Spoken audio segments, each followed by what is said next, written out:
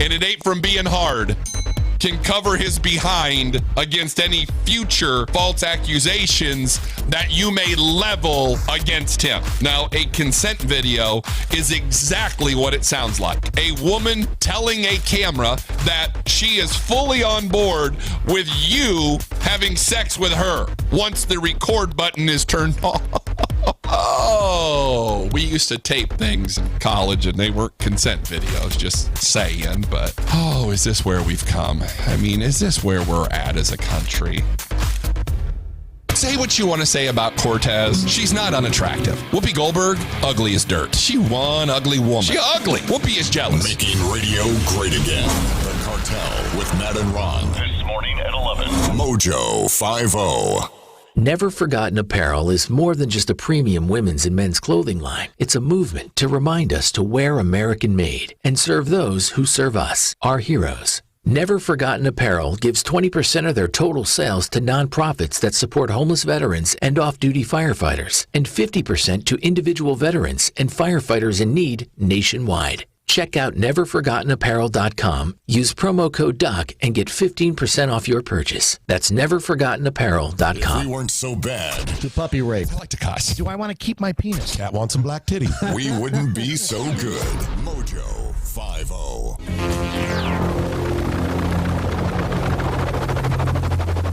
The mothership has landed. All right. It's Friday. Feel better? A little bit. Good. It just does not get too much better than Soul Man. Seriously, it's what it's about. Nope. Good lovin'? I got some. I got a truckload. That's how it's done right there, bitches. That's right. And I was ready to turn this mother out today, except for one thing. What? Larky effing Farkin. Larky effing Farkin. This is some high-level trolling. Yeah, it is. All I can say is Larky effing Farkin. Yeah. It's very troubling. At least we showed it the respect to which I couldn't find a paper bowl. Should have just put them on a paper towel. A whole bag of MoJo 50 logoed M&Ms. A whole bag. The logo looks really cool on there. Yes, it does. Looks awesome. They sound good. I wish I knew how they tasted. I don't. And for most people, I would say, oh, that's so nice. Uh-huh. But Larky effing Farkin. He did it. I have already had 7,000 M&Ms today. You know what? It serves you right after leaving one on the floor out there, trying to get me to eat it. I did. Son of a... Brad and I had this whole discussion about floor M&Ms, floor candy a week ago. And there was this M&M right on the edge of being under one of the chairs. And finally, and Brad and I normally had been on it, but we're trying not to eat so bad and cut sugar. We've been pretty good about it up until Larky up and Farkin. Yeah. And so we finally got rid of the one on M&M. Well, I was moving a chair the other day, and I found another one. So this morning, I strategically placed it in the middle of the floor where Brad normally comes in. Lights weren't even on, and I saw it immediately. And I was open. I thought it was going to be a couple of hours. He walks right in, and he goes, did you plant that M&M there? Did you plant that? And I didn't pick it up. I have not touched it. Now, I may have touched a couple of these M&Ms. Oh, my God. That's the problem with it. I could do it, but... I would have snatched that M&M up. It's still there. It's still there. It's a caramel one. It's right out there. It's a yellow one right near the conference table. I'm putting caramel M&Ms on the same list as the white chocolate Lindor truffles. Mm-hmm. I can't touch one. It's like smoking. I'm afraid to have one cigarette. I'll smoke a pack and a half. That's so a day. Yeah, so these are really cool with the MoJo logo on them. Yeah, they are. Ron, did you see they have the... Is it Ron? Yeah. Ron, they have the logo on them. I saw that. Did you look really close? Because it's not just the M&M's logo. It's the MoJo logo. I saw that. Come in and take a look at them. Come see them. Come in here. Come see and look at them. Which eye did you look through? Why can't he's not even looking at them? I don't know. Why? Larky Farkin, obviously, Ron doesn't appreciate your generosity. I'm not sure if it came from a place of being generous or being hateful. I think he's being hateful. Look at that. Now look close at him. Yeah, look really close. Look really close. No, because you'll see our logo on There's it. a logo on him. See it. Turn it over. Look, you're not holding it up. Hold it up to your good eye. It's not the W. It's not. What's this? O2 Ajam. Oh, John. Oh, John, what's that? Flip it up, flip it around. There it is. He doesn't look blonde. Those are good. High-level trolling. Because there's a company that'll put logos on your M&Ms. Is it actually an M&M company or is it some other? I think it's called My M&Ms. All right. So they do this. That's some high-level trolling to get the logo, to do that, to order it, to put the money, to wait, to ship it here just to see us. Get fat. Tastes like. What's his name? Damn it. Ron. Ron. Ron. Did you notice the logo? You got some in your hand. Look at it. You'll see the logo. I got it. There's a logo on those. It's a MoJo logo. It Did you know is. that? That's what we're saying. Look close. It tastes like toxic masculinity. All Speaking over my of tongue. toxic masculinity, President Trump getting all toxic masculine against Nancy Pelosi, this helpless little delicate flower in the House of Representatives. This shrinking violet of a woman. Yeah. Trump pulled it out and slapped her with it. That's all I have. Excuse me while I whip this out. Yeah, he did. Here's the funny thing. If this morning you are seeing anything about the government shutdown, about the border wall, about Trump denying and giving the business to Pelosi, or Pelosi giving the business to Trump about the State of the Union address, if you are hearing any of these stories and go, well, it's all Trump's, or you're saying it's all the Democrat and the Nancy Pelosi, if you're doing any of that, then you're wrong. They're all in on this and doing some wrong. Some people are doing more wrong. Some people are more wrong that got us here. Yep. But they are both playing catty little games. Now, you may justify some of them, and I'll ride with you. Some of them are just kind of a tit for tat, and you're playing the game. Maybe you support President Trump, and you supported him as a candidate because you wanted him to roll up there and start slapping people with it. Yes. Okay. That's exactly why. But don't pretend he's not being a douche, too. Of course he is. He's playing the game. Yeah, and you may justify it that way. I will accept that. You have to. If you're on the left and you say, well, Nancy's just playing the game, okay, Yeah. I will give you that. Yep. But do not pretend like the blame is only on one side with the shutdown or what they're doing here. She's good at it, too. She's Agreed. really good at it. She has met her match in Trump. Right, because she and the other politicians will not take that final step of douchery. And that is, see, they have always done this. Politicians have always been this catty and played all of these games, but they do it behind closed doors. Yes. And when they do it in the media in order to pull people's strings, you know, they go on the weekend shows, or back in the day, now it's just on social media. Back in the day, they do make the Sunday morning rounds. They would plant little landmines, little catty, passive-aggressive statements in order to poke people, right? Yeah. But they were always worried about their image. They weren't willing to cross, in most cases, that final border into just blow the bitch up. They wouldn't do it. Right. Trump is willing to do that. So when they come out now and give him the business, it's all very weak. If the media did not hold water for the statists, by that I mean the Democrats and people on the left in general, if they did not hold water for them and were not their marketing arm for them, these wouldn't even be questions. Trump and true conservative libertarians would just win outright. It's not even close. Right. No, it's obvious. It's so weighted one side with the media. So here's what's going on. So we've had the border wall shutdown battle debate back and forth. Why is it shut down? The government shut down because they're debating over getting funding for the border wall. Why is that important? Truly, because America has been invaded for decades and decades and decades. People hesitate to call it an invasion or war or targets or any of these things because throughout history, wars were fought by armies. Sure. And at times you had groups of rebels, whether they were fighting for good or bad, little bands, but it was still pretty much armies. You would have some terrorist groups. I mean, hell, back in the day, some of the early revolutionary troops, the militias, would have been called terrorists by England. I mean, by sure. today's terms. No, right? absolutely. We were terrorists. We were we fought guerrilla war. style. Well, they all dum in a line. And we stood we hid in the trees and shot them as they walked forward. It was pretty simple. Wow, this is easier than I thought. Yes. They're all in a row. Yeah. They paint their big, bright red uniforms walking in a row. Yeah. So, but we accepted most of the time wars were fought by standing armies. Mm-hmm. Official armies.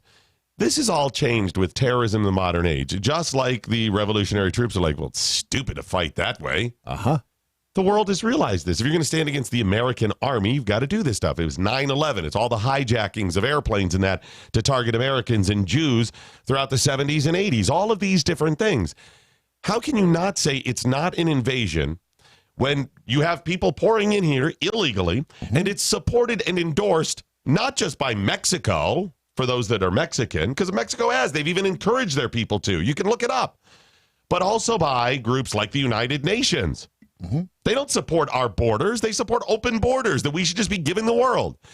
It's an invasion, and it's dangerous. Kate Steinle and all of the others that we mentioned yesterday. You got 9/11 and other terrorist acts that we don't know who's here. Right.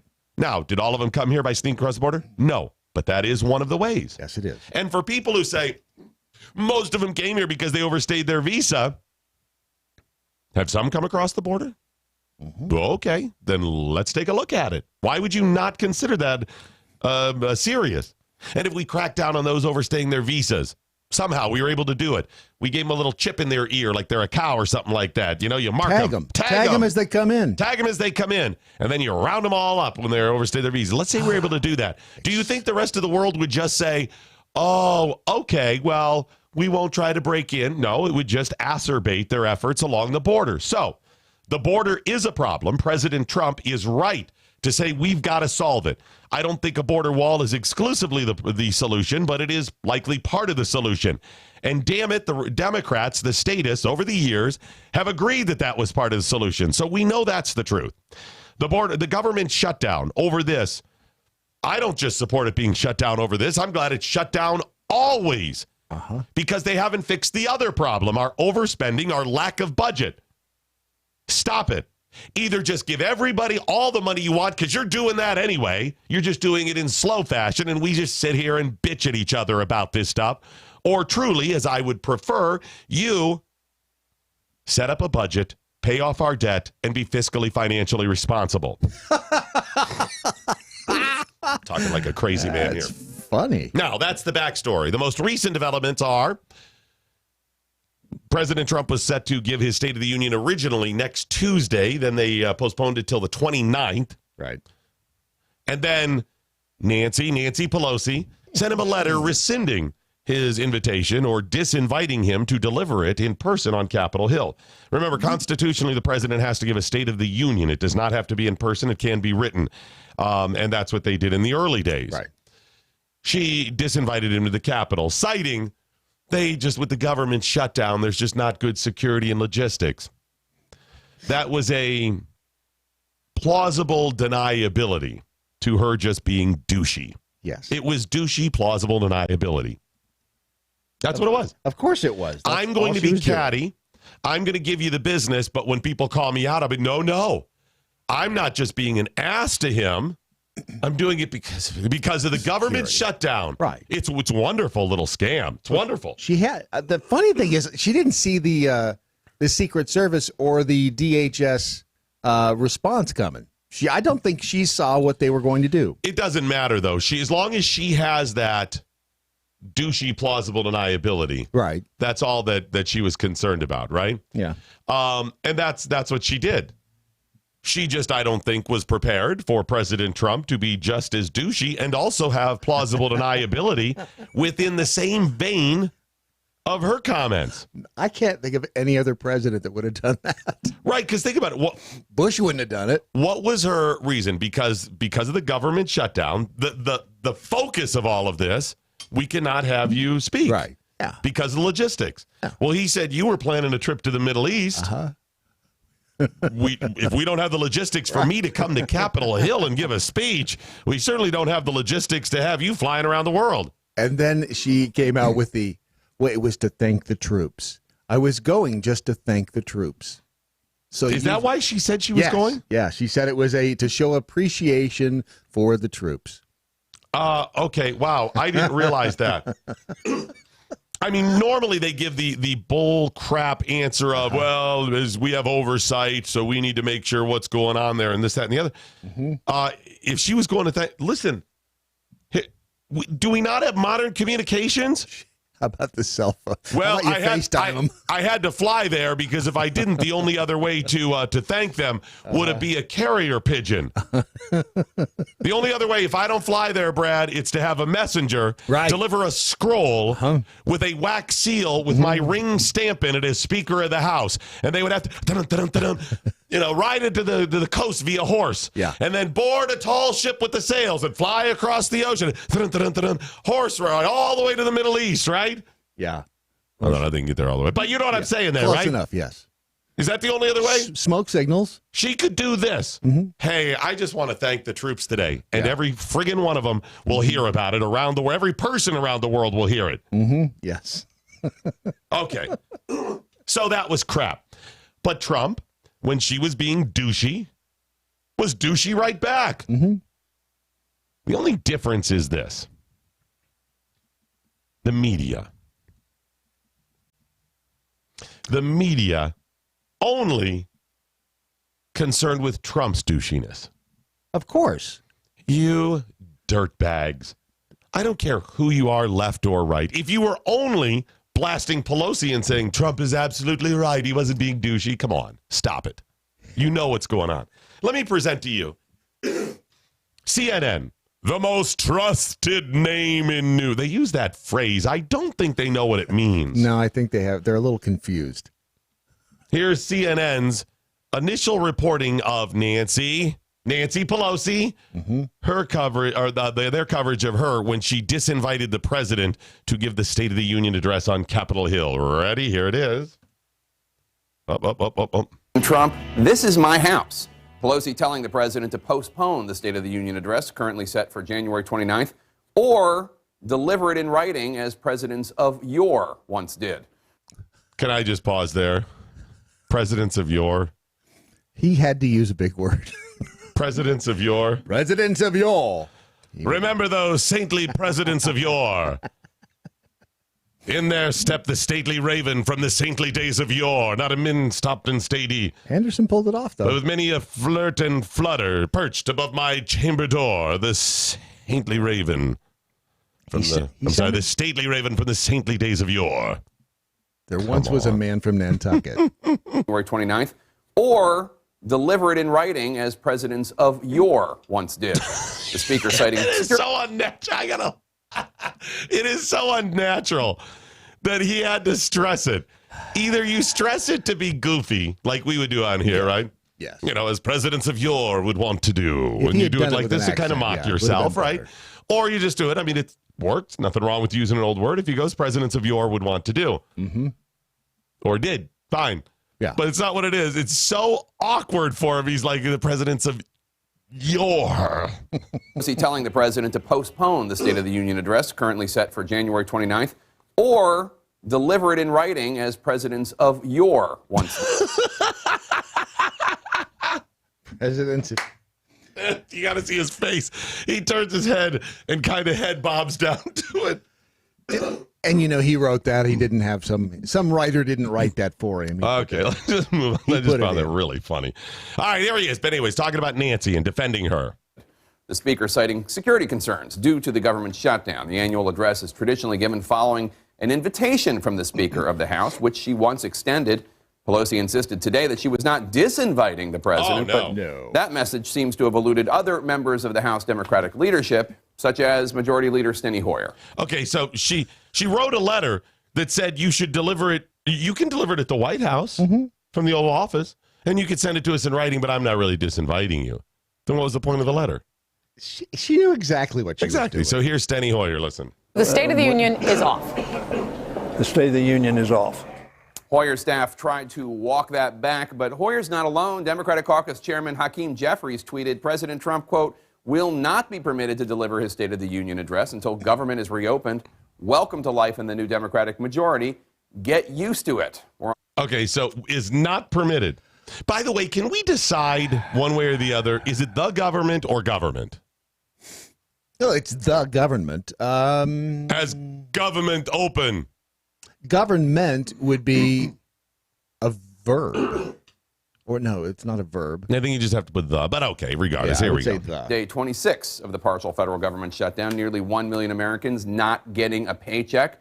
with the ripple effects felt throughout the nation. Reminder, this is economic pain that the federal government of the United States is willingly, currently, inflicting upon its own citizens.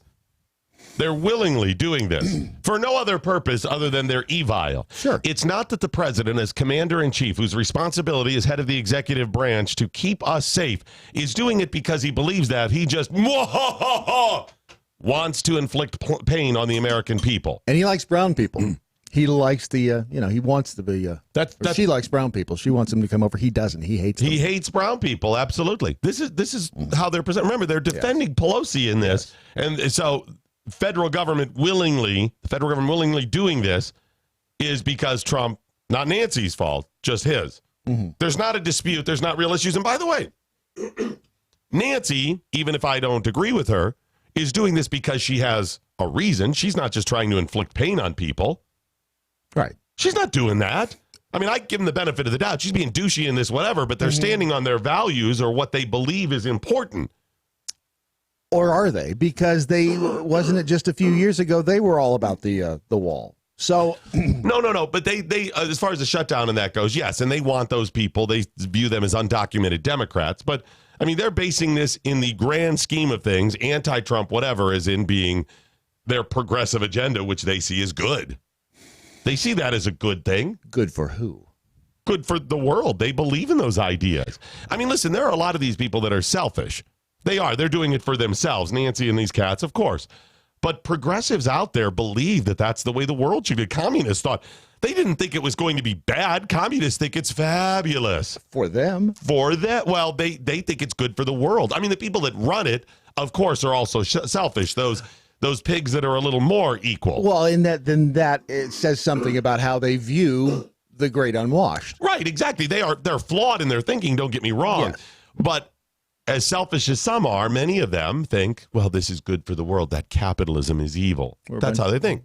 I'll give them the benefit, but Jake Tapper obviously blaming President Trump there. The Republican-controlled Senate had passed a government spending bill.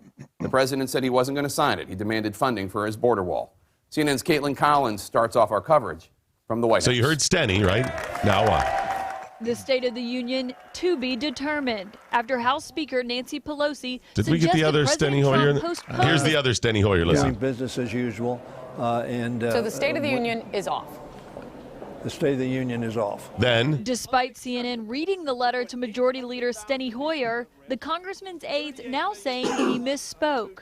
On day 26. So Nancy, right? Nancy said, well, I didn't disinvite him after writing the letter. Right. Steny Hoyer says, yes, it's off. Other one said that he will not be permitted to give the State of the Union. Then he misspoke. Yeah. He misspoke.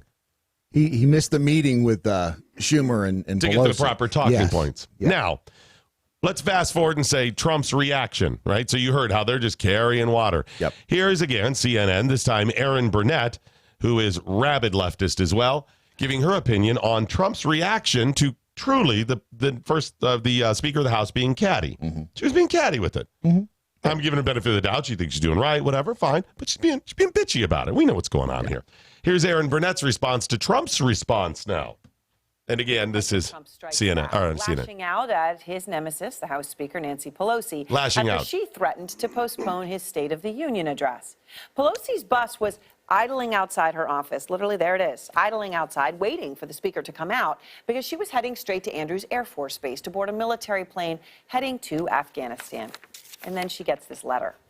And the only way to show you how childish this letter is, how unpresidential it is to read it to you. So I want to read it. First of all, how childish, how unprecedented. Her letter was not unbecoming the office of the Speaker of the House. No. Hers was very adult. And the only way to show you how childish is for her to read it. I can't. The only way to show you is for her to read it. She couldn't just show you. Somebody else couldn't read it. They couldn't put in video form. It's the only way to show you. It makes no sense. But here's the letter. Here, Madam Speaker. Due to the shutdown, I am sorry to inform you that your trip to Brussels, Egypt, and Afghanistan has been postponed. We will reschedule this 7-day excursion when the shutdown is over. In light of the 800,000 great American workers not receiving pay, I am sure you would agree that postponing this public relations event is totally appropriate. I also feel that during this period, it would be better if you were in Washington negotiating with me and joining the strong border security movement to end the shutdown. Obviously, if you would like to make your journey by flying commercial, that would certainly be your prerogative. I look forward to seeing you soon, and even more forward to watching our open and dangerous southern border finally receive the attention, funding, and security it so desperately receives. Sincerely, Donald J. Trump. And by the way, like his tweets all the way through this, he capitalizes things like strong border, shutdown. There's those sorts of things in here. But I want to go through some of these words because it's important. Words matter. Postponed. Those are his words. Hours before takeoff. Postponed, just like Pelosi threatened to do to the president's State of the Union. So it's perfectly in game. Yeah. But she doesn't care about Pelosi's. Okay. Apparently not. All right. That's what this is about, retaliation. And then what was hers about? Retaliation. Excursion. A trip by the House Speaker in line for the presidency after Pence to a war zone is not an excursion. Apparently, she doesn't understand what the word excursion means. What does she think excursion means? I don't know. Do they not have a thesaurus or a dictionary at CNN? They use these words and phrases. I don't think they know what it means. I'm starting a crowdsourcing campaign to buy CNN a dictionary. Sadly, Aaron used to be hot.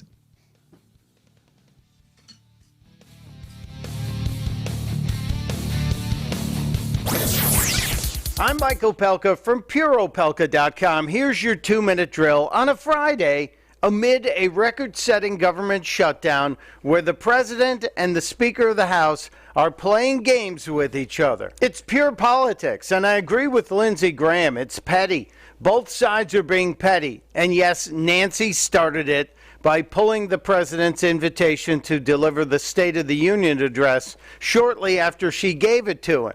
And now Donald Trump, being the ultimate counterpuncher, he talks about himself that way, laid the smackdown on Pelosi by pulling the rug out from under her and the congressional delegation that was headed to visit the troops. Yeah, I'm all for visiting the troops, but if you can't do it because of the shutdown, instead of stomping your feet and trying to make this even worse, why don't you do something fantastic, Nancy? Why don't you, and as a matter of fact, I'd like to see both sides of the aisle do something to honor the men and women who serve this country in the most incredible way, those who gave their lives for this country. Why don't you join the rest of us who will be going to military cemeteries this Saturday? Arlington National is the closest, biggest one to me, to pick up the wreaths we put down just a month ago. Wreaths Across America Cleanup Day is January 19th. Nancy, Chuck, Mr. President, I'd love to see you there. Help us, won't you? WreathsAcrossAmerica.org. Testudo, my friends. Testudo. Mike Opalka's 2-minute drill is powered by MoJoWildRice.com. Their wild rice is a superfood, gluten, sodium, fat, and cholesterol-free, yet high in fiber, protein, zinc, phosphorus, and trace minerals. But you're going to love it because it's delicious. MoJoWildRice.com. MoJoWildRice.com. And then we hit the word excursion. A trip by the House Speaker in line for the presidency after Pence to a war zone is not an excursion. That demeans the men and women who are serving and dying there. Pelosi's spokesman responding, the purpose of the trip to Afghanistan was to meet with U.S. troops and to, quote, obtain critical national security and intelligence briefing from those in the front lines. To secure, what was the second line? That's to secure national security? Information, yeah, from the front lines. So she's... She couldn't get it unless she goes there. And not concerned with national security on our southern border. Right, exactly. Right, That's right. In Egypt, we have to go to get that there. An excursion is demeaning to the troops? If you look at dictionary.com, I'm going to share with you the 4 applications for the word excursion or definitions of the word excursion if you're using it as a noun. Remember, this excursion, that's a noun. It's a trip, right? Okay. Yes. The 4 they list, dictionary.com. Number 1, a short trip or outing to some place, usually for a special purpose and with the intention of a prompt return. Does that apply? Was the Speaker of the House planning a short trip or outing to some place? Yes, I would say Was it for a special purpose? Yes, it was. Was it with the intention of a prompt return? Yes. Okay, she wasn't going to stay there 6 months. Okay. Unfortunately. And they give some examples, a pleasure excursion or a scientific excursion. That one absolutely applies, and that's number one. Yes. How is that demeaning? It's not. No. Number two, a trip on a train, ship, etc., at a reduced rate. Yes, she was not going to. Certainly wasn't going to be a reduced rate, though, if you think about it. We pay through the nose for. Was it reduced for her? Yeah, of course it was. Okay, there you go. A dime. All right, so that. We did. Applies, or it certainly isn't standing in opposition to it. Okay. The third, a group of persons making such a journey, an excursion of tourists. In other words, the definitions we just had, if you use that as a noun, is meaning the group of people. Yeah, but that's not what Trump meant. Okay, well, I mean, that indirectly applies. I mean, it's going to be a group. He didn't mean it that way, but it's not like it's an insult. It's not like saying it was a pleasure cruise. Okay. And third, a digression, excursions into futile philosophizing, they say. A digression. It's above my pay grade. Okay. That doesn't necessarily apply directly. So the first three, well, the first one, number one, absolutely applies. The next two, it kind of does. Okay. And the third one, was she digressing? Was she philosophizing? It almost works as well. Yeah. So three of the four top definitions absolutely apply. The fourth one may. Yes. And none of them insulting to the troops. No. But Aaron Burnett's response would be anybody with a brain can see what he's trying to say here. What's he trying to say? Well, he's just being petty. He's being petty, and he's trying trying to one-up her. Well, please do not use that term. Use that term. I want to get to some comments, including one from our resident liberal listener. Yes. She had a great point and a great comment, and I want to get to that in just a second. If you've got comments, join us throughout the broadcast. Tell us what you've learned today. An hour from right now, we have our Friday leftovers. You're definitely going to want to tell us what you learned then. But first, I got to remind you about Era Capital Management. We had Jake in the other day from Era Capital Management. They do such a great job. Took him just a couple of seconds to help me go through figure out if I had any old 401k. They have ways of doing that. If you've got a 401k, they can probably help you out or direct you. It's pretty simple. You know, they'll help track it down for you. And he kept me from making a horrible mistake. I was going to invest long-term into the caramel M&M futures, and he said that was not a good idea. He wasn't telling you that. I thought, wow, that's if I had not met with Jake, I would. I'm just saying, he helped me. He didn't give you any advice. Making a terrible mistake. Even he knows that would be a problem. I don't even think he can help you. Hog futures. Hog futures. I'm going into hog futures. Pork bellies. Contact Era Capital Management today. Listen, you got to get serious about this stuff. If you're young, don't be like Brad. Don't be like Brad. Don't be like Doc. Learn from Brad's mistakes. And by Brad's mistakes, I mean Brad's mistakes and my mistakes. Learn from those. And start investing, even if it's only a couple of bucks. Yeah. A couple of dollars from each paycheck. Although living in a cardboard box underneath a bridge has its advantages. Sure. You don't have to pay an electric bill every month. That is true. You don't have a cable bill. You don't have to worry about living long. Right. Your plumbing never gets clogged. No, that's right. And you still have access to plenty of water. Yes, you do. do. It just falls from the sky on you. Well, you got the MoJo River right here. That's right. The beautiful MoJo River. Usually, especially if you start a new job and you're making even just a little bit more money, if you just say, okay, I'm going to go ahead and start planning for my retirement, invest a couple of dollars, you usually don't miss it right off. It's called paying yourself first. Well, but the problem is though, if you say, okay, I've been making this amount of money and now I'm just going to put away $50 a month or $100 or whatever. It's hard to make that first step. Yeah, it is. You get used to it a couple months in, but just call Era Capital Management today and he'll help you out. Whether it's an old 401k you want to transfer over, whether you've just starting out investing $50 here and there a week or a month, or if you've already got, $25, $50, $100,000 and you're 55 and you're getting ready to retire and you want to make the last 15 years or so really pay off and make sure you're doing the right things, contact Era Capital Management today. It's Era Capital Management, and tell Jake that we sent you. I'm heavily invested in hookers and blow. I think that's a good retirement You're just plan. using the services. That's not an investment for the future. That's instant gratification. That's your opinion. Are you a professional? No. I am.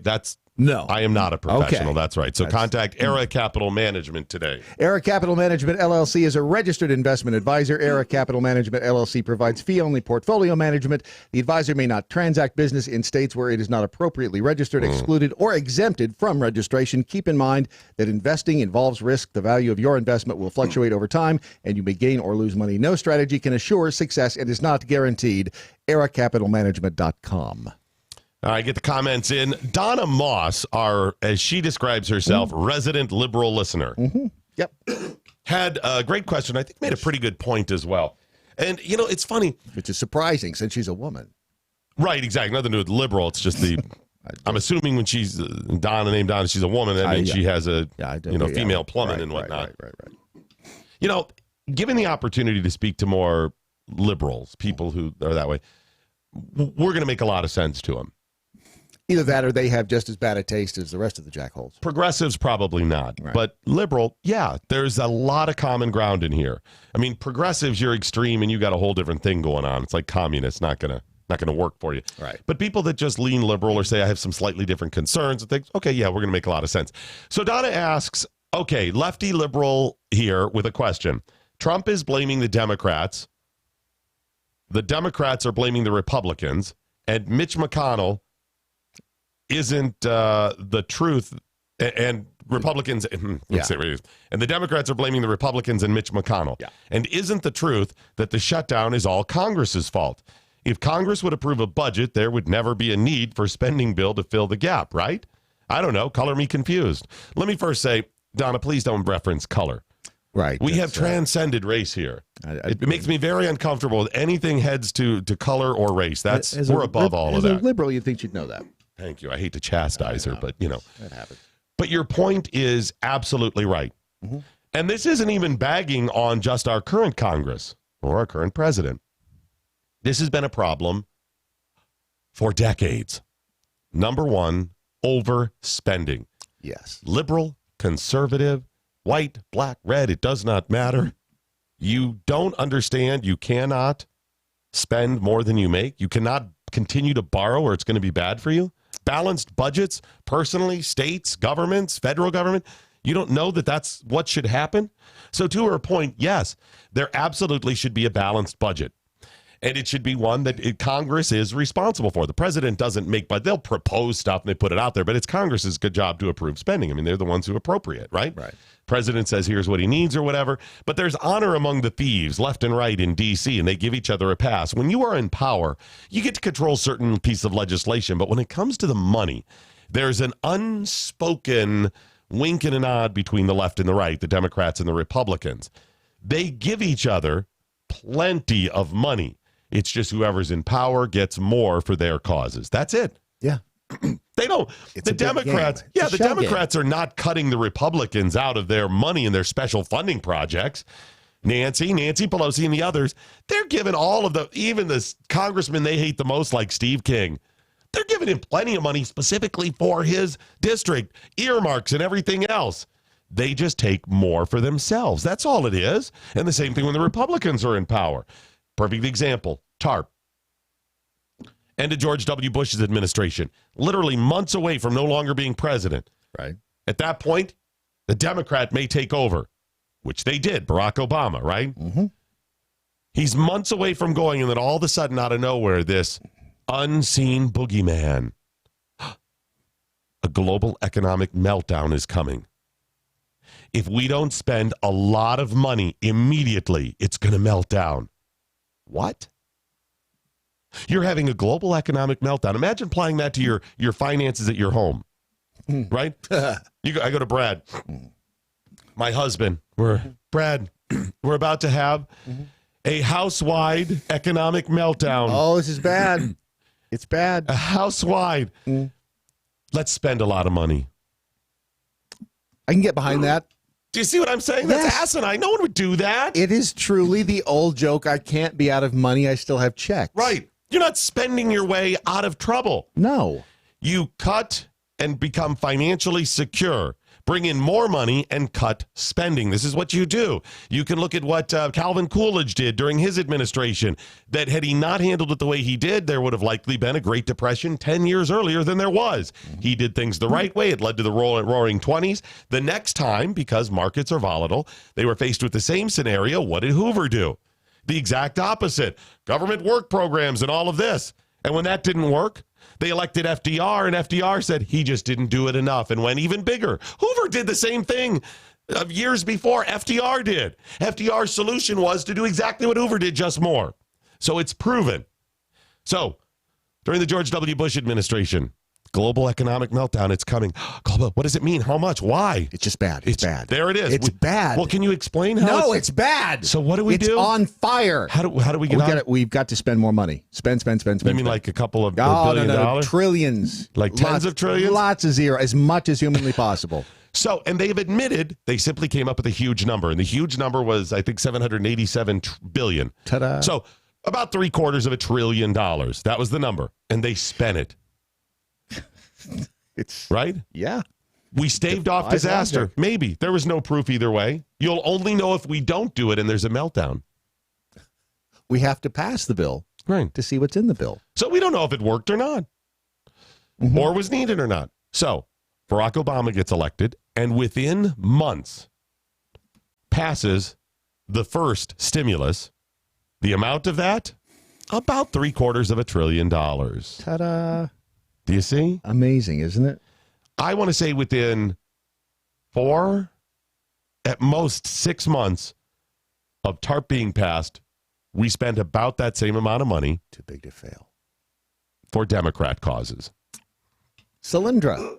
I mean, look at Solyndra. Today they They're are a gone. huge multi-billion-dollar company that is employing money and they went away. 1 million Americans. TARP was a final payoff to people who've supported George W. Bush and Republicans, knowing that the numbers were not looking good for them. I mean, 2006 was a huge backlash, and a bunch of Republicans got kicked out of Congress. George W. Bush still had the office of the presidency, though. So Congress would not have passed a bunch of big spending unless they scared the crap out of them. A really big number. They slickered them. $787 billion, almost $1 trillion, and they spent that as one. Listen, guys, we've been supporting these Republicans, and we're not going to have power for a long time because the pendulum is swinging back right now, the political pendulum. So we got to get one final payoff, George W. I'm a free market guy. That friggin' weasel. I'm a free market guy. I don't want to do this, but we have to spend almost $1 trillion. It was a friggin' payoff to get him elected. The Bush dynasty. That's what was going on there. That friggin' weasel. And then within months, the Democrats go, well, crap, we're in power. Now we got to take care of our people because they were screaming. And almost the same amount of money. Amazing. And then son of stimulus, they continue to spend. That's all that happened here. Part of the war wasn't just we got to go in there because we're securing the oil for those people. No, George W. Bush wanted payback for his father being insulted by Saddam Hussein. Guys, it may have been some of that. But you're thinking too obtuse. It's about the payoffs as part of the militarized industrial complex. All the people that make money from that nonsense.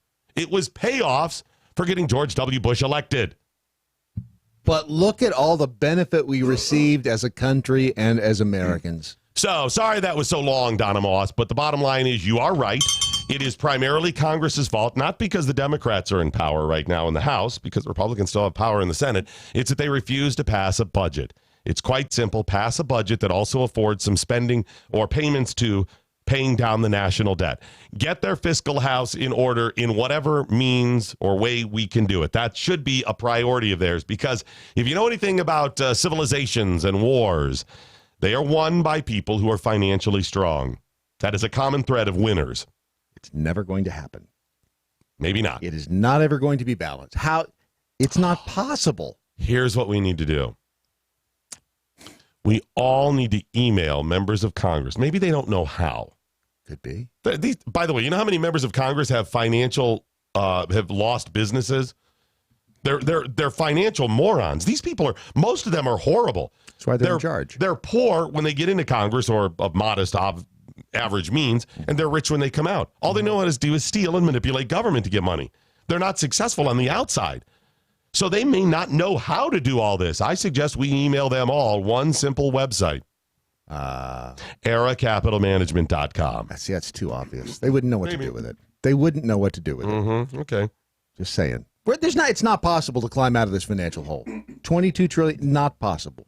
I mean, unless you just wipe the debt out. Unless you just say, I could honestly give them a good shot at this. And I'm an idiot.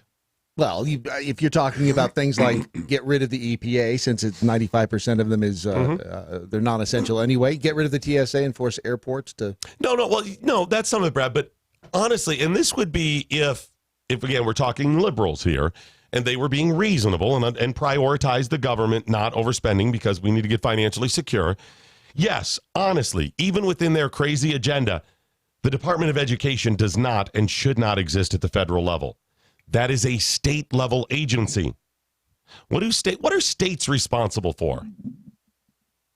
The list is long but distinguished. What are they supposed to be responsible to? Each individual state, they medicate. In other words, they provide certain financial services, right? Right. They incarcerate, right? That's what they do. They take care of, right? They facilitate. And they educate. Those are the main things. These are their primary focuses. It is the responsibility of states, and even more so local governments, to decide what's right for their children, who's being educated. The federal government should have no input in this whatsoever. They don't have to take that responsibility for it. Now, if you're saying, well, they need to lead, the most the federal government should do is set some very loose guidelines. Like, number one, according to the Constitution, and this could be like probably a 4-page sheet as official statement on education in America. According to the Supreme Court ruling on the Constitution, we must educate every child, even if they're illegals, which Supreme Court ruling. Stuff like that, which, again, the states would be challenged anyways. If they didn't, it would go to the state Supreme Court and then the federal Supreme Court, whatever, and they'd figure it all out based on lawsuits. But if you're saying the federal government has a role, number two, set some basic standards. Listen, everybody should be able to read and write at a basic level. Here's the 6th grade level. That's it. They don't need to, but okay. But again, that's the camel's nose under the tent. It is. You're right. So why even let that? That's how it came into being in the first place. I absolutely agree with you. So number one, agencies like that, this is not about me just having a conservative agenda in the federal government and I want those local schoolhouses to be able to deny black kids from entrance, Little Rock. It's nothing to do with that. You're taking on an unnecessary job that doesn't need done, and it's costing us billions of dollars a year. Be done with it. Done. Number two, as their last hurrah, you simply tell states, and this is where the federal government could lead. States, we've spent $500 million putting together a plan that you should read and consider for online education. Ways that school districts within every state can share online, teach kids online with tutorials. It'll teach those people who want to homeschool. And by the way, if you're in the inner city and you think you're not getting the same level of education and class access and certain curriculums as the kids in the rich neighborhood, guess what? Now you can. This is very good for liberals out there that are very concerned with people in the ghetto, not other poor people out in the rural areas, but just the ghetto, that they can get that same. This is the last hurrah. There's the Department of Education done. The Department of Energy, please, with the exception of maybe the NRC, Nuclear Regulatory Commission, and some basic safety stuff, I'm guessing you could minimize the Department of Energy down to about 2% of what it is today. Remember, what was the Department of Energy's original goal? Bring down energy, specifically gas prices. Yes. Well, that's worked well. Wasn't that Carter? It was, yeah. Yeah. The EPA. I want clean air and water. Fine. Why can't this be a state issue? Right. Okay. Done. Gone. You go down the list. There it is. Here, ready? Department of Labor. Yes. Aha. What are they doing? They're simply propping up labor unions.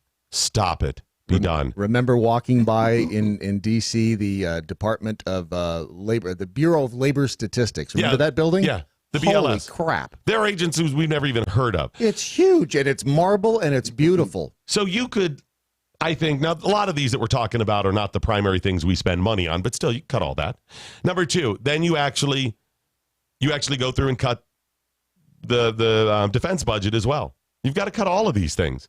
Become more efficient. Get rid of those agencies. Now, that's the cutting that could be done. I feel very comfortable with saying both. We should remember, we don't want to take an axe to the budget. We want to take a scalpel. No, I want to take an axe and a chainsaw and a wrecking ball. And then when the dust clears, then I want to rebuild a nice little structure. And then on top of that, take a scalpel to it. Yeah. This has to be an ongoing battle. Financial responsibility. Then, that's only part of it, Brad. That's the first part of cutting and reducing spending. How do we bring in more money? Because this is what we'd be doing at our house. Tax the rich. You get them to give more of what they got. They don't need all that money. No, because that's like trying to plug a power strip into itself. That doesn't work? It does not work. Damn it. So what you would do at your home is twofold. We got to cut spending, and number two, try to bring in some more money. How else does the government bring in money without just raising taxes? A rising tide floats all boats. If everybody made a little bit more money today, government would just make a little bit more money without having to take additional taxes. So the people would have more money. They would spend more money. We have to raise the minimum wage to $25 an hour. No, it's actually just the opposite of all of that. So we try to get the markets to do well. We cut business tax down to nothing. It shouldn't exist.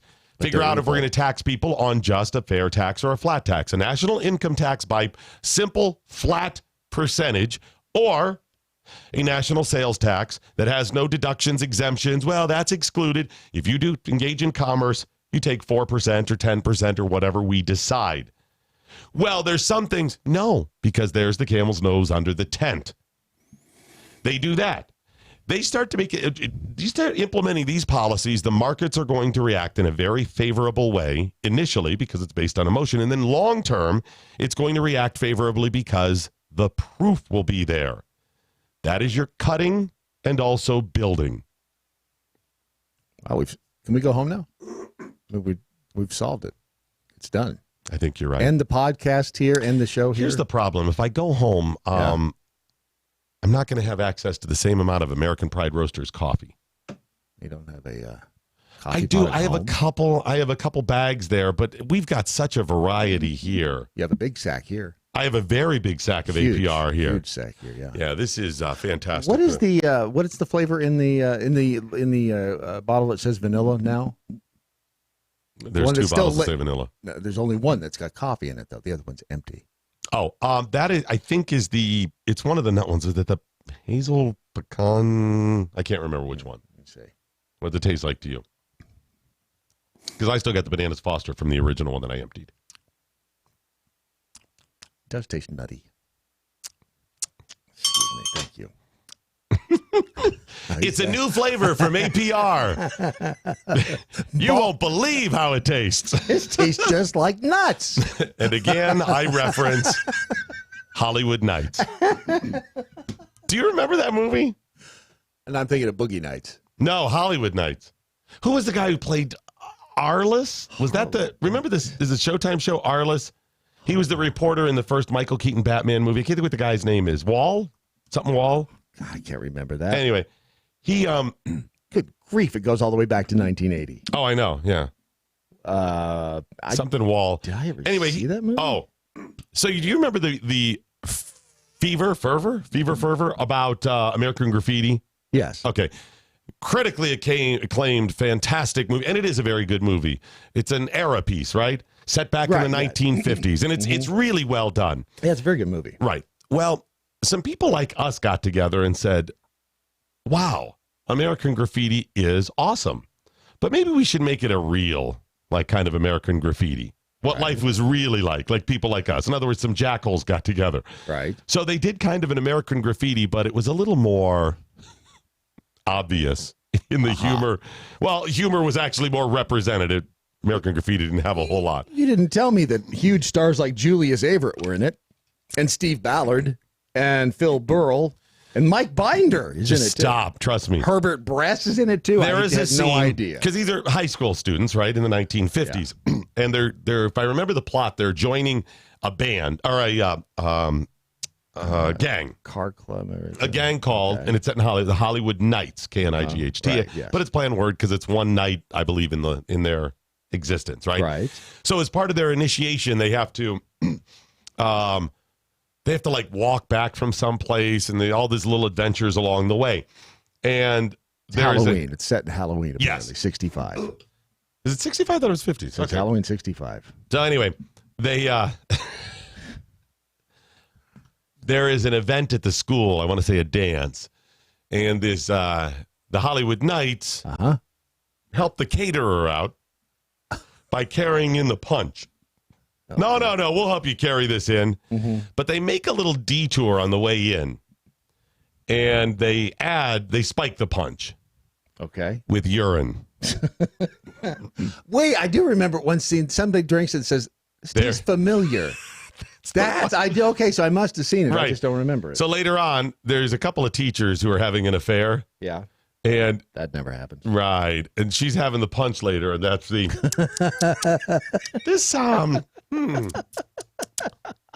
So Hollywood Nights, fun movie.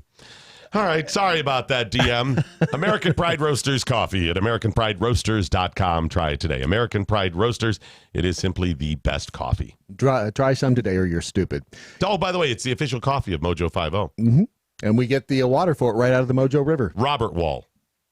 There you go. And to be fair, Tony Danza and Michelle Pfeiffer were both in it. Oh, that's right. I forgot they were in it. Kinsey Richard says, by the way, Doc Thompson, when giving the definition for the term excursion and you say there are 4 of them, the final definition is referred to as the 4th, not the 3rd. Sorry. My bad. Stupid.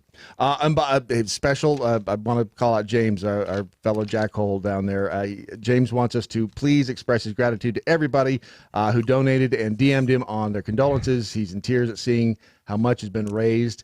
And he had to mute the conversation on his tweet for Matthew. He says, I'm not sure Twitter is showing all the replies. He just wants to send his love to everybody for showing appreciation for the GoFundMe as well. So I like James. That's what family does. James is a good guy. And Salting Duck distinguished visitor visits always interrupt mission and cause worthless expenses, pointless labor, and wasted time. All I served with hated the DV visits, especially from people like Nancy. I love James in Louisiana. I like the snarking duck guy, but I hate that effing Larky Farkin.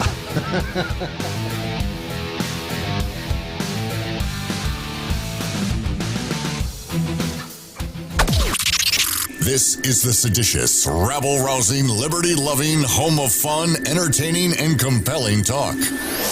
MoJo 50. News this hour from townhall.com. I'm Rich Thomason.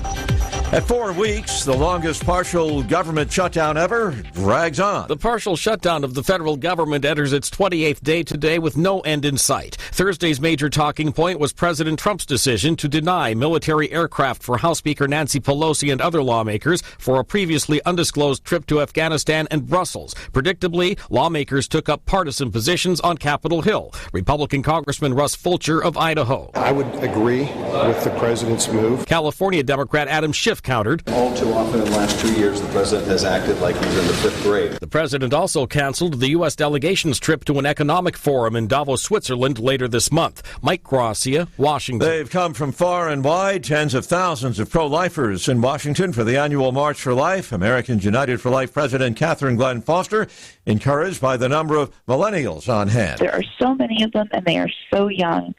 And I think that's really indicative of the movement. You know, so many people coming to it, concerned about human rights, concerned about moral issues. The march marking the anniversary of the Supreme Court's 1973 Roe v. Wade decision legalizing abortion. Electric car and solar panel maker Tesla is cutting jobs. According to Tesla's chief executive Elon Musk, the company has no choice. It currently employs more than 45,000 people, but will have to cut its full-time workforce by 7% and get rid of nearly all of its temporary workers and contractors. That's a BBC's Theo Leggett. Several thousand illegal immigrants from Honduras continue marching north, intent on crossing into the U.S. illegally. This latest caravan has now crossed into Mexico from Guatemala. On Wall Street this morning, stock futures higher, Dow futures up 158 points, S&P futures up 12. More on these stories at townhall.com. Never Forgotten Apparel is more than just a premium women's and men's clothing line. It's a movement to remind us to wear American-made and serve those who serve us. Our heroes. Never Forgotten Apparel gives 20% of their total sales to nonprofits that support homeless veterans and off-duty firefighters, and 50% to individual veterans and firefighters in need nationwide. Check out neverforgottenapparel.com. Use promo code MATT, M-A-T-T, and get 15% off your purchase. This is Tim Barton from Wall Builders with another moment from American history. In 1963, the United States Supreme Court decided that voluntary Bible reading could no longer be part of the school day. Founding Father Benjamin Rush, known as the father of public schools under the Constitution, pointedly warned that the Bible should be read in schools in preference to all other books. He specifically warned that if America ever ceased promoting biblical principles in schools, then we would waste so much time and money in punishing crimes and take so little pains to prevent them. He was right. We now have 7 million Americans in prison, on probation or on parole, and the United States has the highest incarceration rate in the world. Sadly, this was unnecessary, but is the result of no longer teaching the morals of the Bible in schools. For more information about the Founding Fathers' views on the positive impact of the Bible in schools, go to wallbuilders.com. You know what makes you feel really good about yourself? Doing something good for somebody else. If you'd like to do that today, go to jdrf.org. Join them in the fight against type 1 diabetes. jdrf.org. It's something good you can do for the world. jdrf.org. MoJo 50. A former Democratic National Committee member told Politico on Monday that he will become National Senior Advisor to the Draft Beto campaign. That sounds like a horrible beer, probably a Pilsner. The Defenders with Stephen Airy, tonight at 9. MoJo 50. Join or die.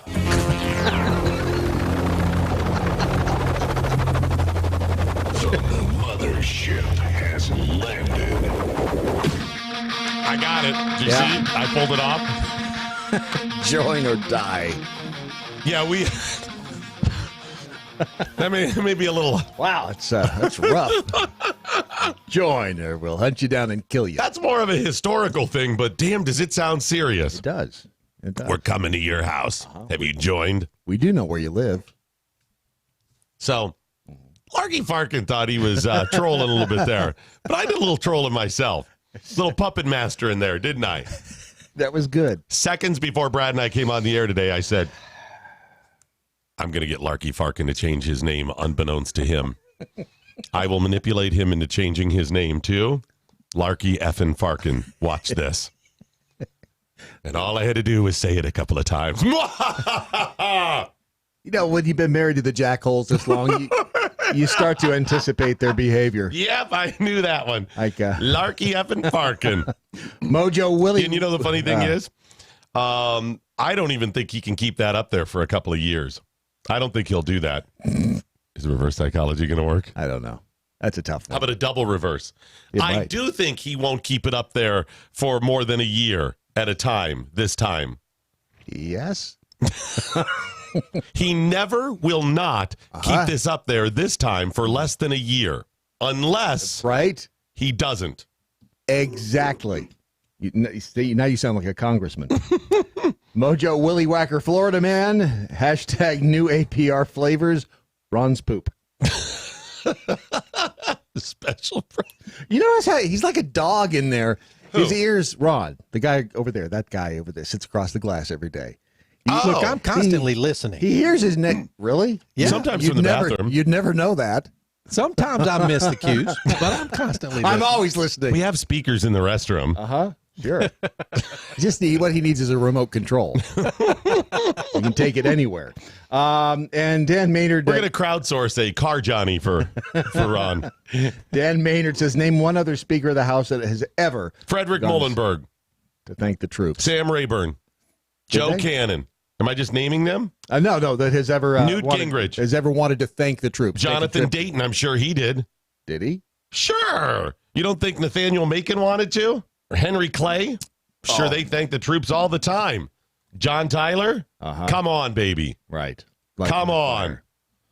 John Winston Jones? Mm-hmm. He loved the troops. Loved them. Tip O'Neill, sure, he was a huge fan of the troops and wanted to thank them all the time. Did he ever get on a plane and fly over to thank them? So you're suggesting that Schuyler Colfax didn't want to thank the troops? Please.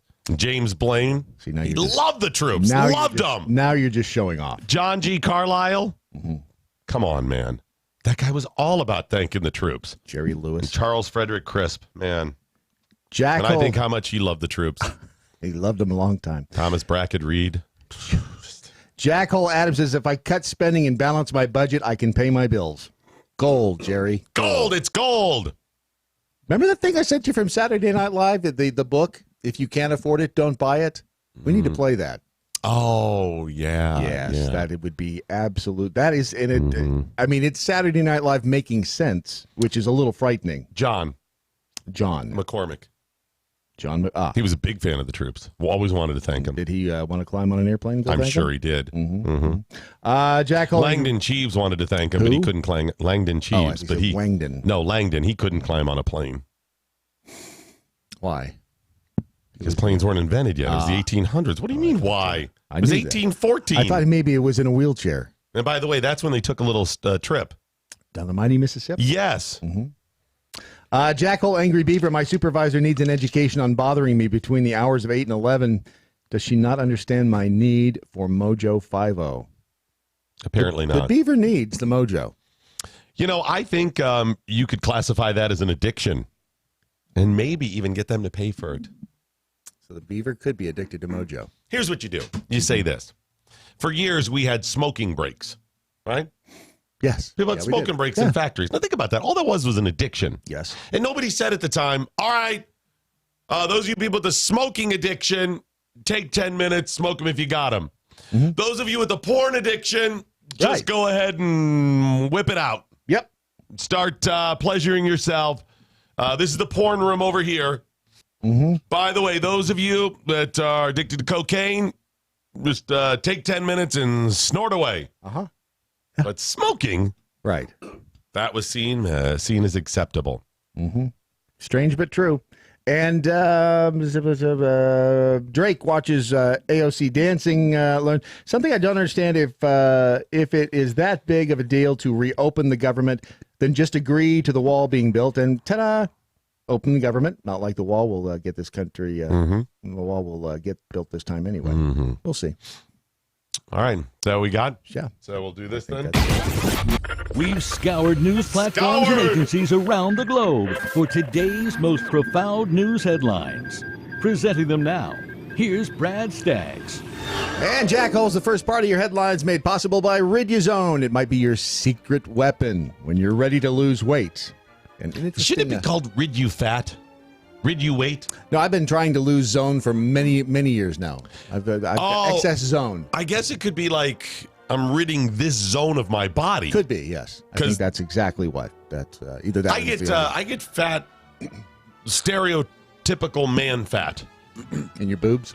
No, I get it in my gut, my waistline. There are exceptions to the rules. Your ankles aren't looking so great either. I mean, you get it all over. My face gets it, but it's primarily that's what you get too, right there. See that?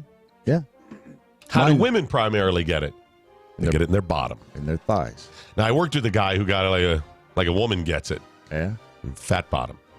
I felt bad for him. He was pear-shaped. They make the rock and world go round. And then there's some women that get it like a guy. And they become like big belly and whatever, but you know. Daniel Bergoli is back. No. Yes. When did he serve as speaker? No. Oh. You remember Danielle Bergoli? Catch me outside. Catch me outside. I think they said Daniel. No, Danielle. Catch me outside. How about that? Catch me outside. How about that? What's she doing now? Wait, hang on. Was she 15, 16 now? She's 15. 15. Softcore porn. No. Bank robbery. You might want to sit down for this one. You might want to take a deep breath. You might want to take your high blood pressure medication because who is paying her money? Well, let me guess. Did Gillette hire her? Oh no. Copycat Beauty, a brand new company, sells duplicates of some of the best-selling products on the market, like MAC lipsticks and Anastasia. How much are they hiring her for? $900,000. I'm done. $900,000. for Cash Me Outside. Yeah. See? Hashtag Okay. You're doing it wrong. Okay, I feel a little bit better now. A little bit better. Let's just move on. A pet crocodile ate a woman in Indonesia. Flag in the play. Flag in the play. Yes. First two words. A pet or pet crocodile? Pet crocodile. Pet That's crocodile. 3 words. Okay. Yeah. Pet crocodile. Yeah. Experimental aircraft. Yeah. Homemade gun.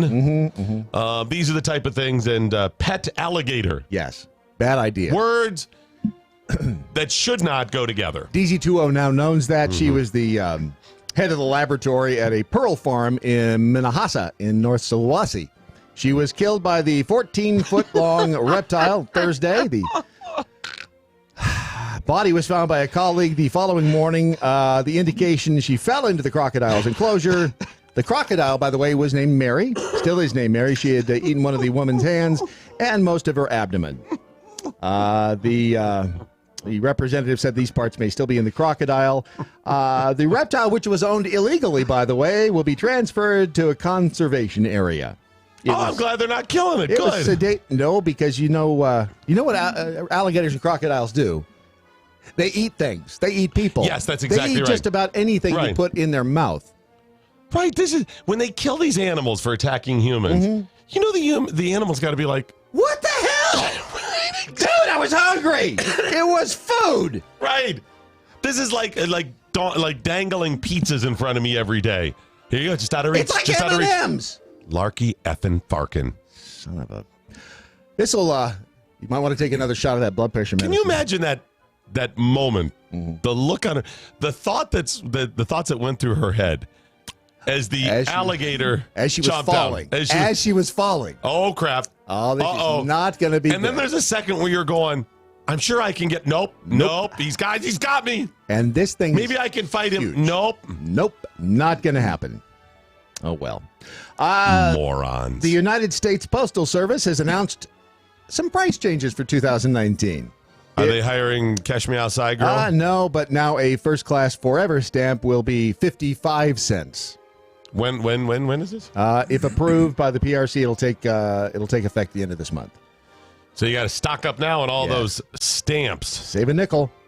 Save a dime. Wait, what's it going up? How much is it going up? 5 cents. It'll say you go up to 5 cents. To what price? 55.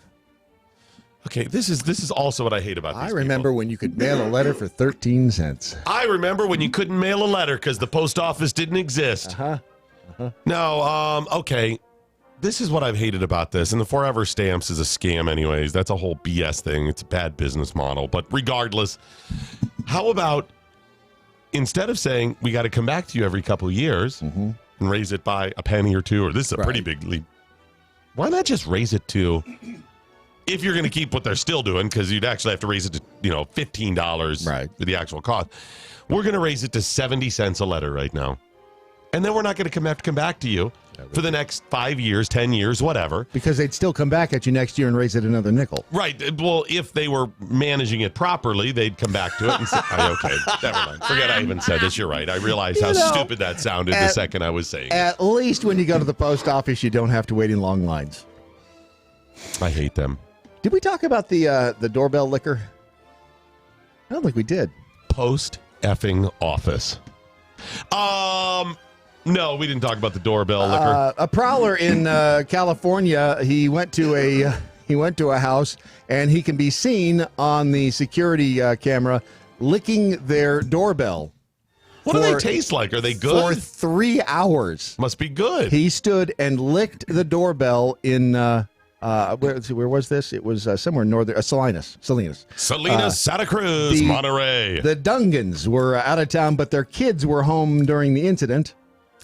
Okay, wait a minute. So, do we know why? Have you ever licked a doorknob or a doorbell? Not. Well, then I don't think you need to be asking that question. Have they invented some new flavored doorbells? Oh, wow. It tastes like knocker. Tastes like door knocker. Did somebody that rang their doorbell previously have like barbecue sauce on their hands? Possibly. Possibly it there are a lot of possibilities. Hi, it's Doc Thompson for flavored Doorbells.com. Flavoreddoorbells.com. We have all kinds of flavors. She'll just want to sit and lick that bell forever. Uh-huh. Of course, you know this. In a world where they're going to pay Cash Me Outside $900,000, that would never catch on. By the way, that video of him is like they couldn't have lit it and shot it any better. That guy is going to town on that doorbell. We'll put a link up on the pages. If I was a young lady that was unencumbered, if I was not in a relationship, right, I'd be looking for this guy's phone number. Absolutely. As you heard at the top of the hour, the government is entering its 28th day of a shutdown, which, of course, means one thing. What's that? Pornhub has reported a bump in traffic amid the shutdown. It released data yesterday. The adult video platform reports traffic showed an average daily increase of almost 6% during the week of January 7th. Its third week over traffic in the weeks before the shutdown. You know, it'd been funny if they had seen a decrease. Because these people are watching at work, too. You can't do that at work? Of course you can. No, you can't. You can't do that, not when you're on a government job protected from being fired unless you kill somebody in plain sight. I never said that. Man-made meteor showers are coming up next, but first, snacking is bad for you. True or false? False. Ha-ha. The idea that you shouldn't eat between meals is a myth. In fact, it's better. Lots of small meals. Having snacks in between meals actually might help you eat less, stave off the urge to overeat or binge later. Wait a minute. You're saying Larky Farkin likes us. Well, he was trying to help us with weight loss. One of the main reasons snacking has a bad Larky, rap. I'm sorry. In fact, that's the reason I'm having one little M&M at a time. Look at this. Choices we make, vending machines that are packed with chips, cookies, candies, and other fattening treats. The good news is we're not all chomping. These aren't candies. No, they're little drops of love. Right. Well, you may want to double up on the Riduzone. Actually, you know what? If you don't give yourself a treat every now and then, you're doomed. By the way, this isn't even about eating. This is about taste. This is about... Not even about them. What? It's about... Having something to do with your hands? Fidgety and oral fixations. That's all it's about. If you need something to do with your hands, why don't you tell them about Riduzone? Where is the Riduzone? Where's the box? It's over here. Oh, get it ready. Yeah, right here. Yeah, I don't know why it's Riduzone. I've talked before about how I don't like the name. The Ridu's not bad. The Zone's a little whatever. But it's easy to remember. It's Riduzone, R-I-D-U Zone. It's for metabolic wellness. Look. That's what it says in the box. No. What it's about is weight loss via two things. Making you feel fuller and boosting your metabolism, and done without medications or crazy stimulants that are, oh my gosh, I'm on a diet today. They're crashing because I haven't had the stimulus. Come on, man. There's absolutely no propofol in it. None whatsoever. There are no opioids in it. Thank God. No, it's a little molecule, OEA. If you Google that, you'll find out what OEA is. And look, you have to get your head in the right place to lose weight. It's not. There's no such thing as a miracle pill. Is it that you OE? take. OEA. OEA. Oh. OEA. I thought this whole time you've been saying this. You've been going, oh, yay. Oh, yay. No. Yay. Look. It's OE. Great. I love it. Look. Listen.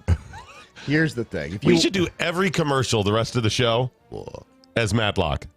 Look. Well, I have to talk about this loud if I did that. Listen, buy this product. It'll be like that with a handful of looks and a couple of, do me a favor. Do me a favor and get over to Riduzone. Is Ron pooping? Listen. Look, listen. My wife and I decided at the first of the year, we're going to lose weight. And I've been going to the gym. I'm working my arms. I'm working my legs. I'm working it all out. But I'm using the Riduzone. Do me a favor. Go to Riduzone.com. Look. You know. You ever seen his glutes? They're looking good. Riduzone.com. In the meantime, get ready for the first ever man-made meteor shower. Astro Live Experiences. ALE is heading to the artificial meteor shower business. They're a Japanese company. Basically, they're going to send up a satellite that's going to produce the first ever artificial meteor shower. It's set to be launched into space on Japan's Aerospace Exploration Agency. That's JAXA. The Epsilon rocket, 9:50. Let's see, when does that happen? Oh, I think they just sent it up. It will send out little bit. Yes. Your question yes, over here at corner. yes. Doc Thompson, MoJo 50. Yes, Alien MoJo. yes. Mm-hmm. I have a question. Yes. What's your question, sir? Why? Entertainment. So you want to see a meteor shower? It's like, hey, you know what? We want one. We want one. We don't want to wait until the next one, which may be 6 months away. We want to see one tomorrow. I think we're going to try something. What I need to do from now on, I think, is when we have stories like this, I think I just need to ring the bell when it's time to just move to the next story. You know what? They're making money doing it.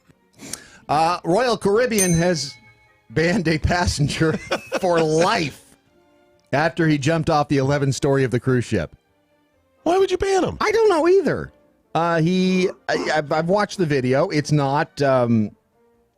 He jumps literally off the 11th the 11th floor, and he makes it into the water. And first of all, he survived that 11th story drop into the water. That's absolutely pretty high.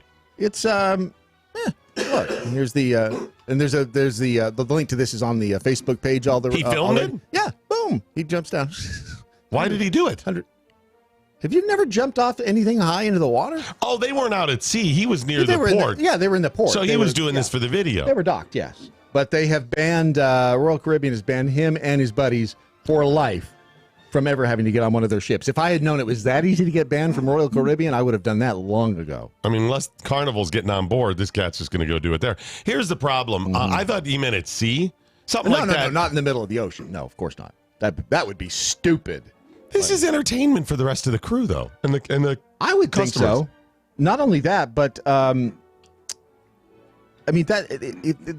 they should actually have this be an activity on the ship. Thank you. It would be. Well, let's say fabulous. they're worried about liabilities. Then all you have to do is do this. Okay, we do not condone this. Don't do it. Because if you do this again, there'll be trouble. They're doing it again. Okay, seriously. Right. Don't do this. You just feign outrage and let them keep doing it. Absolutely. Now, this platform that is perfectly convenient for jumping off. Right. And then the platform below where you can just swim over to and easily gain access back to the ship. And then the special elevator that takes you back up to the platform. No, don't do it for jumping off. Yeah. They're missing. They're missing. You know, Disney's going to come out with it. Disney's going, damn, you fools. Yeah. No. The zip lines.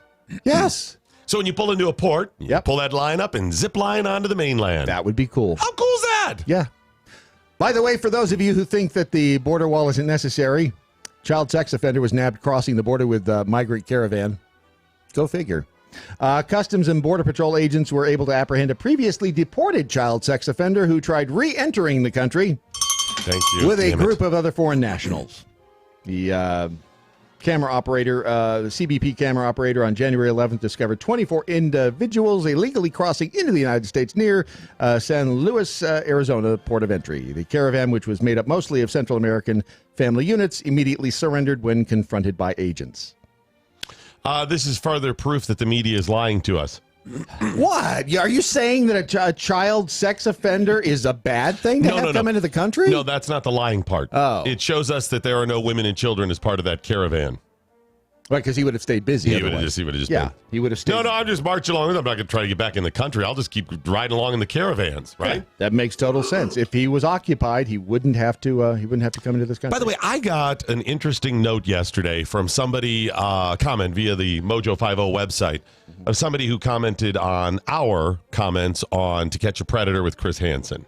Yes, and it was a. Should I actually read it? Top of the third hour. I think that's a good idea. Yes. All right, I'll do that after the Friday leftovers. This is coming up about 5 minutes or so. It's pretty powerful and pretty interesting. If you didn't hear yesterday's show, of course, you can get all the podcasts. You get them at Spreaker.com. They may be listening to the podcast right now. Gonna punch you in the mouth. There's no way around that. It may be Saturday, and they're listening to Friday's program. If you don't want to find out all the places that you can have us, you can have us. Just go to MoJo50.com, and I think click on Where to Listen or something about listen. Knowing Ron, it's probably under Nuclear Regulatory Commission. Something like that. But did you know that AT&T is a partner of the Nature Conservancy? I do now. They're an active proponent of the cap and trade and carbon tax. So when if this sort of thing disturbs you, and you are currently an AT&T customer, and every time you pay your bill, a little piece of that's going to help promote the carbon tax. That's why you got to switch to Patriot Mobile. But I have a bit of a problem with Patriot Mobile. Uh-oh. What'd they do? Did they piss you off? You ever looked at their name? Patriot Mobile. Spell Patriot. P-A-T. Second letter. A. Third letter. T. Go a couple more. R-I-O-T. They've got AT&T. In order, no less. I think you've stumbled onto something. Exposing them. Yes. Yes, exposing them for who they really are. That's right. Who are they really? Well, and you know what else they have? They have a mobile in there. They do have a mobile. Pat Riot Mobile. So they are actually encouraging riots of men and women named Pat. Ironically, that does Pat work. Riots. Yes, he does, and they do. I don't think that's exactly what they mean though with patriot. Patriot is a person who loves their country. And then try in the middle of it. And ought. And rot. Yeah, you have rot in there. You can spell rot in there. All is very negative. What about backwards? So they're masking it with this beautiful word patriot, right? Yeah, then there's Tayo Ritpa app. I believe, tap. Is that backwards? Close enough. Sounds French. Tap. Yeah, that's pretty much the only thing they share with AT&T is a couple of letters in their name. Other than that, they are 180 degrees away from AT&T. You'll get amazing customer service, actually great coverage. You'll likely save money, and they're not going to give their money or your money that you pay them to crazy leftist, statist causes. Nope. Sign up for a Patriot Mobile account today. PatriotMobile.com/doc. That's PatriotMobile.com/doc. 1975, it was his first hit. Big number one. Okay. Big, hang on. First Big number hits, one. Excuse me, first number one, just to be specific. Barry Manilow, Mandy. Won't you kiss me and stop me from shaking? Oh, Mandy. Was I and right? You came and you gave without taking. Was I right? Yes.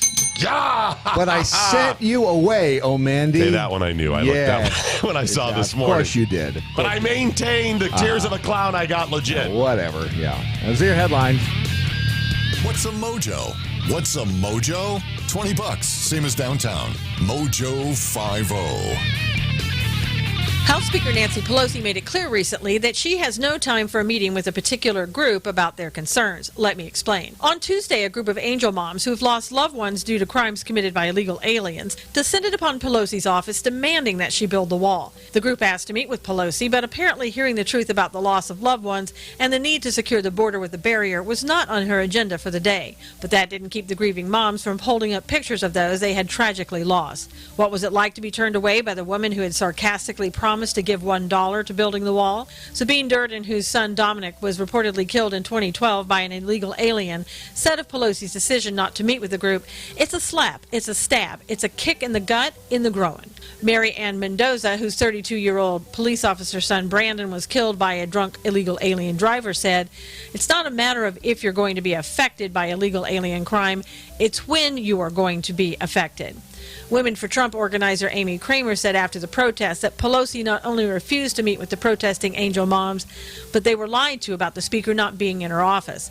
Speaker Pelosi would not meet with the angel families. As a matter of fact, they told us the speaker wasn't there at that office, and while we were there, somebody came in and had a private meeting with her, and they escorted her back behind the wall. Imagine that. Pelosi has doors and walls to keep taxpayer families impacted by the lack of walls at the border out of her office. And that's today's reality check with Susan Knowles. Dating today with all the crazies out there has to be nuts. Yes, it really would. Wouldn't it be nice if there was a place you could go to find people who think like you do? Like me, like libertarians and conservatives? Right? There is. WeThePeople.dating. Amazing. What a genius idea. This is a site that you can go to if you're single and you are looking for somebody who you know you're going to think the same way, as far, from a political freedom standpoint. If you want to date the right person for you, you'll find them in one place. WeThePeople.dating. Did you have a comment you wanted to share there? You looked like you were No, there's just preoccupied. Peekapool, the mercenary jackal, $900,000. I'm going back to bed.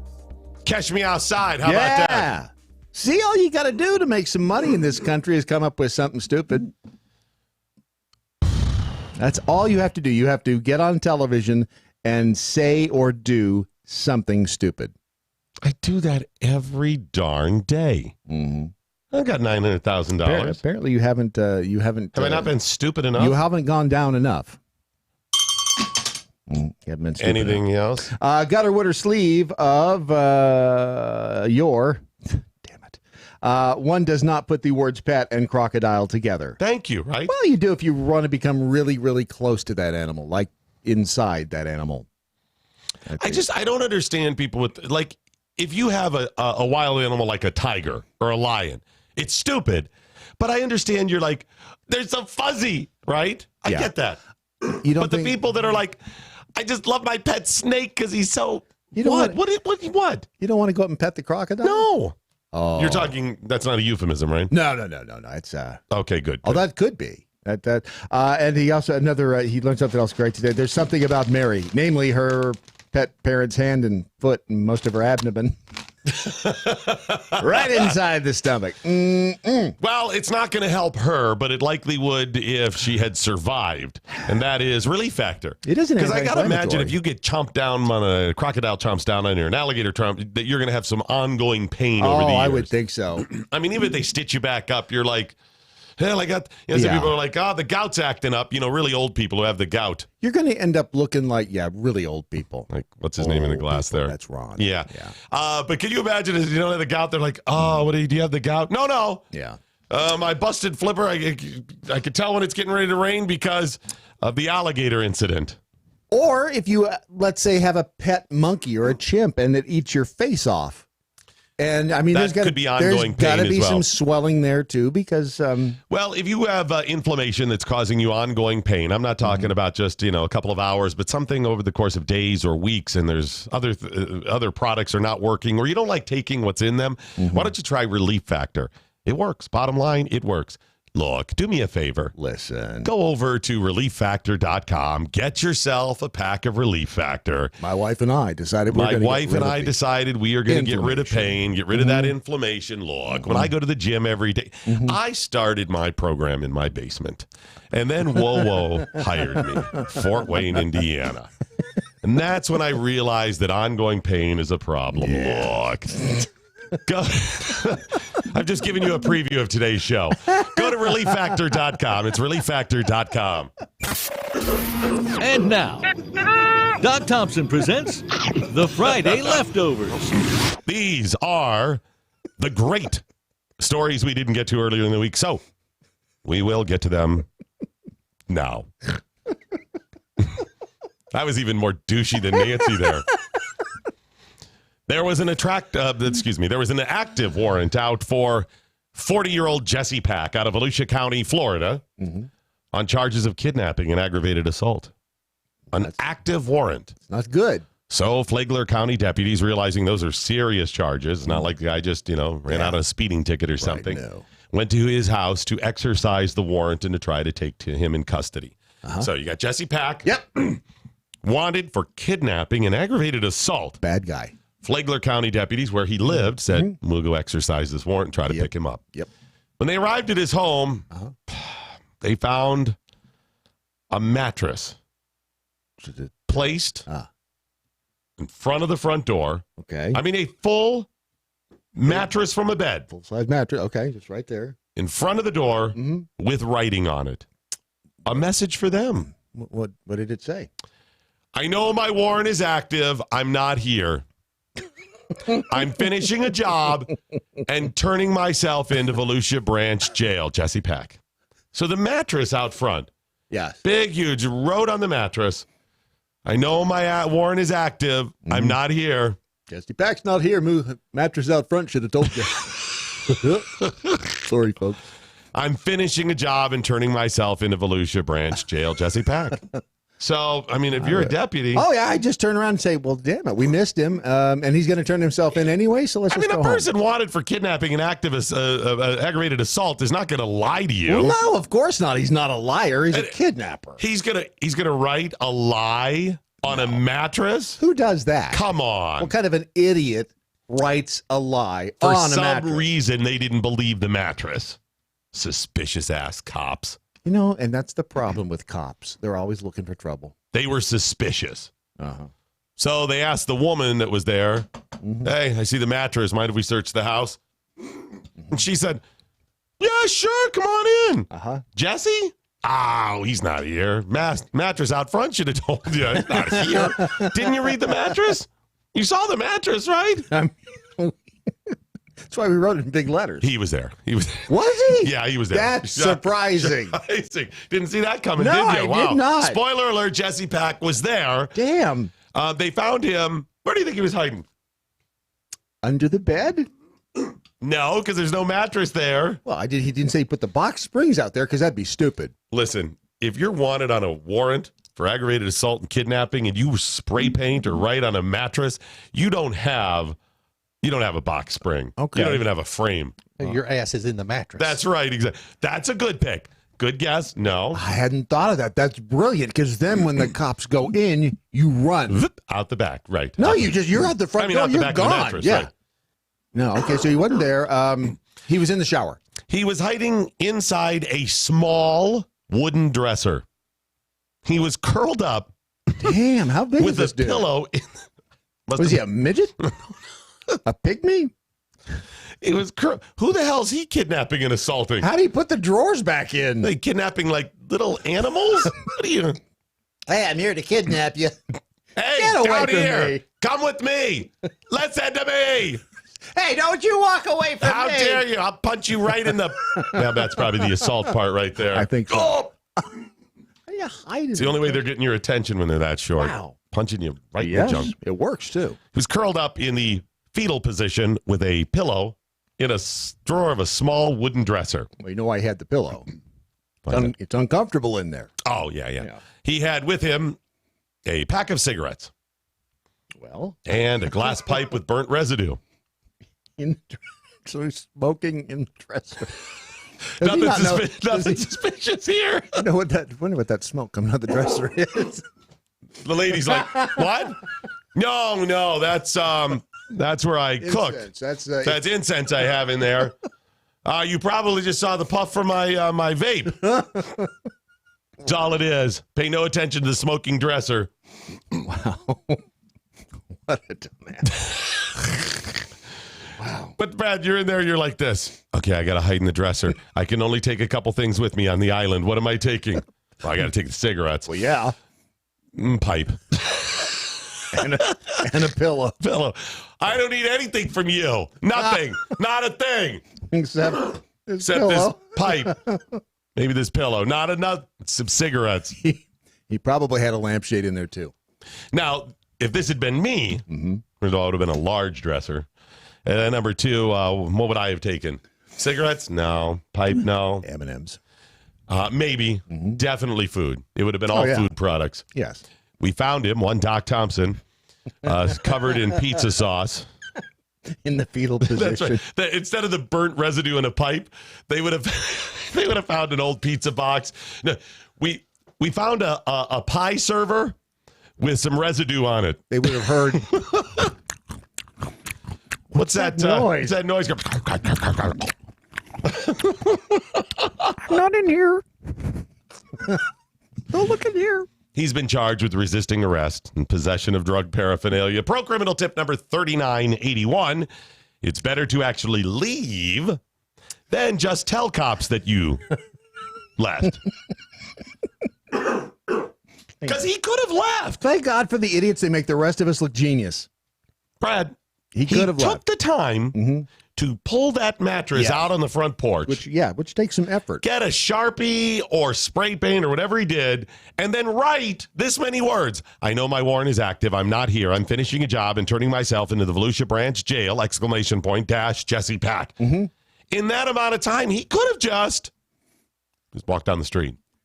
Imagine a pygmy trying to drag a mattress outside. Right. That's a lot of work. Hours, I would think. Not including the concept where he had to sit around and think about this. What could I do to throw him off, right? Just in the act of moving the mattress and writing it, half hour for this cat. I could write it on a soup can. I could write it on a piece of paper. Leave it on a note. Oh, it's got to be bigger than that, bigger than that. Maybe a cereal box. No, they wouldn't. They're not believing that. It's got to make a statement. The refrigerator. If I put it on a mattress, they wouldn't believe I was home because where would I be sleeping? Right. That's actually kind of makes a little sense now that I think. Let's just move on. Yeah, good idea. Fortunately, I've got a very sad story to deliver. Oh, no. I hate to be the bearer of this sad news, but I hope, and let me caution Brad and Ron. Yes. to please treat this story with the appropriate amount of respect. Treat it with the respect it deserves. All right. A sad, sad story. A 21-year-old man was found dead Saturday. Sad. In an elevator shaft. Ouch. At a Stop it. Getting choked up. It's very sad. 21-year-old man was found dead Saturday in an elevator shaft.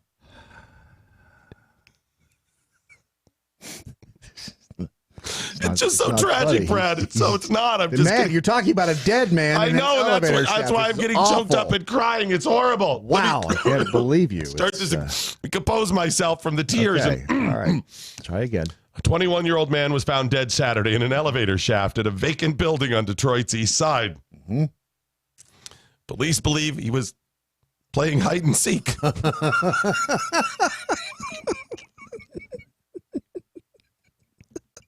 I guess he won. It worked.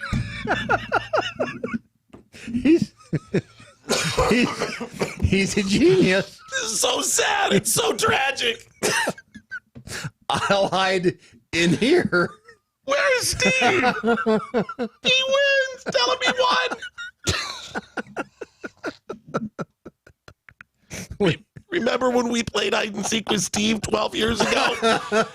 That cat is awesome. Okay, let me compose myself from these tears. The skeleton at the bottom of the elevator shaft. It's the blonde. Winner of the 1985 hide and seek championship. Okay, details of the story. The man was with a group of friends, they believe, and they were trespassing in the old Packard motor plant, which is legendary in Detroit. In fact, you can find ruins porn on it on YouTube. Oh, that sounds cool, it's actually. Fantastic. Just don't hide in the elevator Don't look shaft. for the elevator. I hear that's a bad idea. They were playing hide and seek between midnight and 1:30 a.m. It's dark at that time, generally. And there's no lights in there. Yes. And they decided to play... It's the Bird Box Challenge. Hide and seek in the dark in a plant that is falling apart with lots of difficult terrain. Rusty metal, glass... That's all bad enough, but they were not playing on the ground floor. That would be simple. The 9th floor. Roughly 100 feet in the air. Yeah. Yep. They decide to try to play a game at 1 in the morning. Yeah. While running and trying to traverse. Do it at noon. You can see everything at noon. It's hard to hide at noon. So everybody hid, and whoever was it went and looked around, and they found everybody, and then they're like, except, where is he? Where's Bob? So they looked around, and then they're like, let's go home. So they left. Well, yeah, because, obviously Bob left. Right. I don't know what they were thinking he was going to return or he's playing a joke. So they left, and the next morning they were all like, where the hell did he go? So they went back. Uh-huh. And they found his body on the first floor in the elevator shaft, covered in debris. Cops believe he was running to hide and fell through the elevator shaft. The incident is under investigation. I'm guessing about the same thing that went through the woman in the alligator pit went through his mind. Mm-hmm. Ah, shit! In the dark, though, you're like this. I'm falling. Well, hopefully it's nope. I'm still falling. This is not. Crap. Mm-hmm. Yeah. And you're not even seeing what you're going to land on, so you can't even try to. Nope. No. And in that. Well, Darwin right now is going. Yeah. Totally. Maybe we should just move on. Move on. Yeah. All right. Good idea. Ready? Mm-hmm. Okay, continuing our Friday leftovers now, I have a sad story. Another one? It's sad. And again, you and Ron, please give this story. Because the last one, it seemed like you were making a lot of yucks about. Well, I know making it's with the sad. jokes. No, it's sad that somebody. All I'm saying is this story, treat it with the appropriate amount. When you hear it, I want you to react in the appropriate manner for this sad story. All right. A Texas woman shot and killed her boyfriend. Well, that's horrible. That's awful. While posing for a Snapchat with his gun. Let me tell you the logistics. Okay. 20-year-old Autumn King was posing with her boyfriend's rifle, his loaded rifle, and aimed it at the camera that he was holding. for the picture that he was taking for Snapchat. And she accidentally pulled the trigger. And shot him. Is that what that is right. button does? Yes. Wow. I'll be damned. Any way this could have been avoided, if there's any, even the one, I don't know how you would have avoided any of this. I don't know how you, I mean, you can't. Load the bitch. And the gun. Okay, so unloading and it, the you're gun. right. So And the unloading gun. it. Aside from that, was there any other way you could have avoided this tragedy aside from the gun being loaded? Let's see, maybe you don't pull the trigger. I mean, you that's don't pull obvious. the trigger. So there's one. But aside from those two things, the gun being Pointing loaded, the gun? pointing the gun. Okay, aside from those three things, Right. I mean, there's that. I mean, okay, all right. Now cameras do have timers on them. Yeah, there's that as well. Holding, that as well. So aside from that, there's really no way this could have been avoided. Tragedy. So I think just banning guns is the only solution. Yes, I think you're She right. told cops she gave a reasonable explanation. They were, quote, trying to be like Bonnie and Clyde. Ta-da! It worked. You know, it's been a long time since I saw that Faye Dunaway and Warren Beatty movie, Bonnie and Clyde, but I don't recall them playing Snapchat.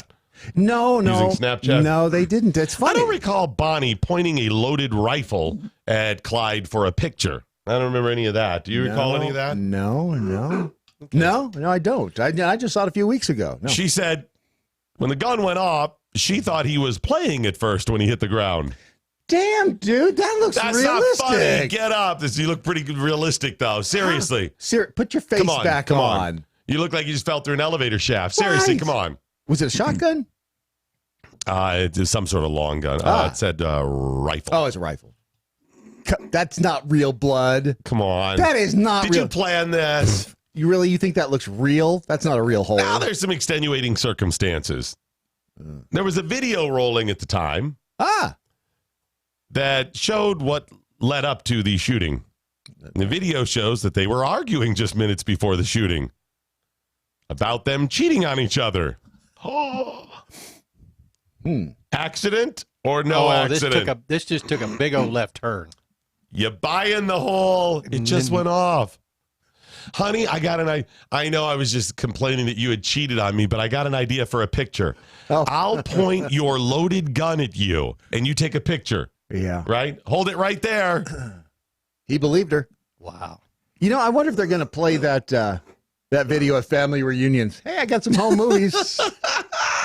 Watch this one. She was arrested for homicide. She'd have gotten away with it if it hadn't been for those darn kids. Those meddling cameras. Exactly. 47-year-old Floridian Jason Teets was found in the rooftop lounge of the Hotel Zamora, naked and touching himself. With a name like Teets. I started to say. That's what I'd stay home all day and just, that's all I'd be doing. Jason Teets. Mm-hmm. In the rooftop lounge of the Hotel Zamora, naked and touching himself. The Popo were called. He was arrested, and then he bonded out. A few days later, he was discovered at a Clearwater Beach near the Cabanas. It's in Florida. Fondling himself. Some teenage girls spotted him and told some good Samaritans who held him until cops arrived to arrest him. He was arrested for being naked and fondling himself in public twice in just a few days. They held him? They did hold him, which I'm glad you brought this up. You know you got to keep the guy until the police show, but do you want to hold a naked man? You're like, what do you hold him by? That's what I'm saying. You just grab him by the ears. So let's say me and you and guy behind the glass, Ron. Let's call him Ron. Sure. What? That's his name, Ron. Yeah, we can call him Ron. Yeah. Let's say the three of us see a naked guy. Maybe it's Matlock fondling himself at some sort of cabana. He's trying to get away, and we got to hold him. Right. Are you going to be the one that's like, I got him?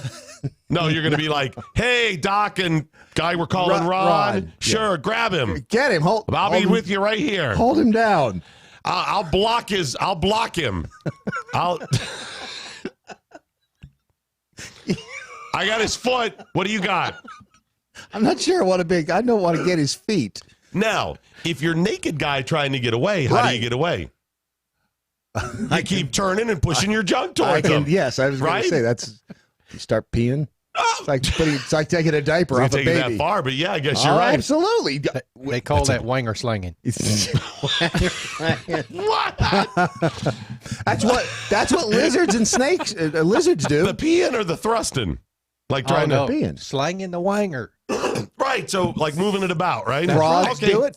You pick up a frog, it pees on you, you drop it. Because seriously, yeah. Same thing. Same thing. So Yeah, exactly. Yeah, that's you start peeing. There's a good lesson for you kids out there. If you're naked and trying to get away from people who are holding on to you, just Start keep peeing. leaning into them, right? But then you have to say, stop moving. I can't pee when you're doing this. Hang on. Is it like driving on snowy roads? Back and You forth, turn yeah. into this. You turn into it, right? You turn gotta into the the skid. You skid. turn into the skid. Yes. Right? If somebody's Yes. trying to grab you and you're Right. naked, you're trying to get away, you just Spin turn that into way. it. You turn it. Whoa, Yes. okay. They're going to release you.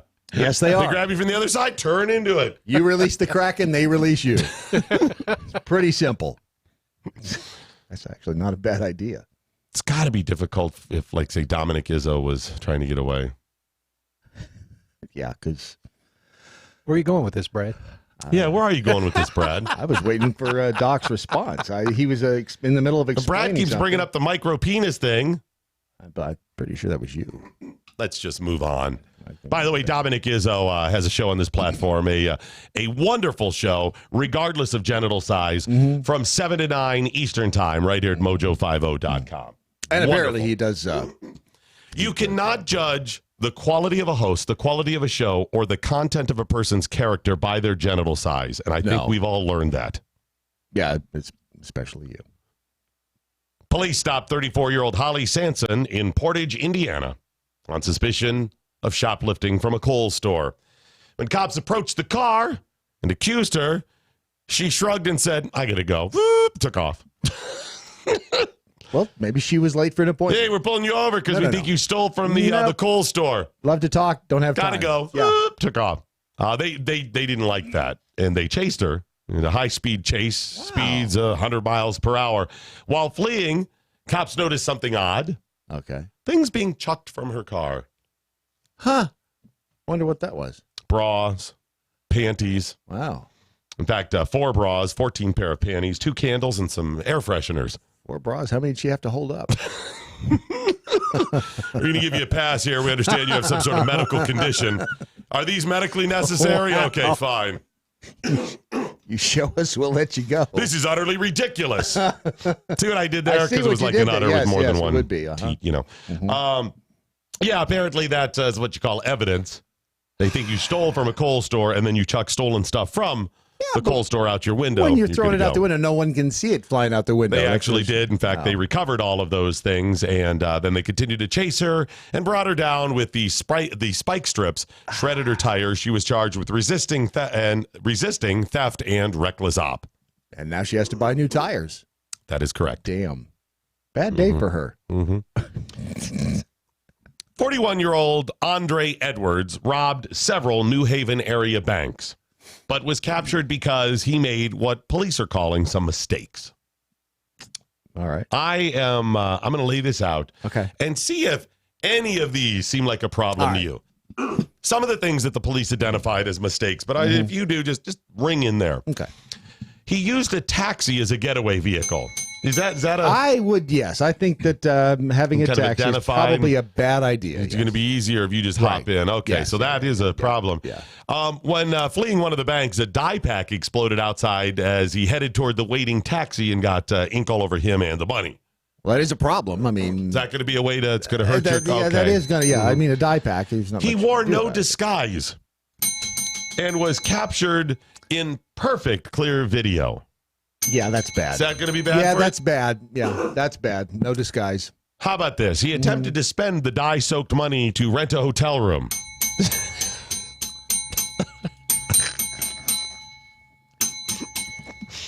The judge said to him at the trial, well, you weren't very clever. You wore no mask.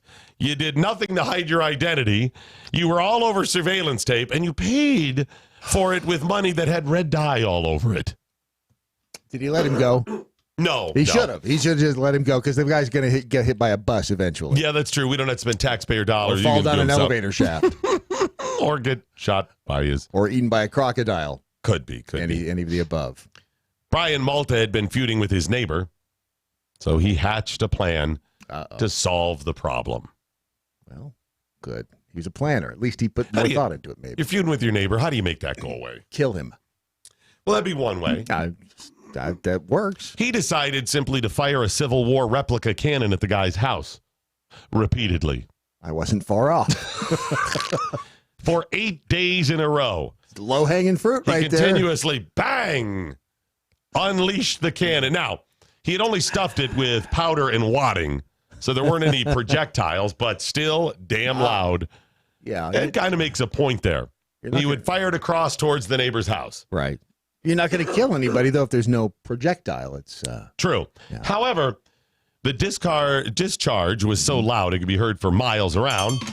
It's not illegal to own a cannon in New York, but deputies seized it because it was being used maliciously, so he was arrested and charged. You can't. You cannot use it maliciously. The cannons that you use in New York must be used for proper, non-malicious, benevolent purposes. If you're firing a Civil War replica cannon at your neighbor, you better be doing it in benevolent fashion. Well, that's what they were originally designed for. Benevolence. Yes. I mean, they wouldn't have been crazy enough to make something that shot a projectile. Now, while most people hearing this story are going, wow, this is wrong, this is extreme, you're fighting with your neighbor, this don't do this, right? Yeah. Common sense. I cannot condone this. But damn if I don't understand it. Oh, yeah. Oh, yes. Cannot condone it.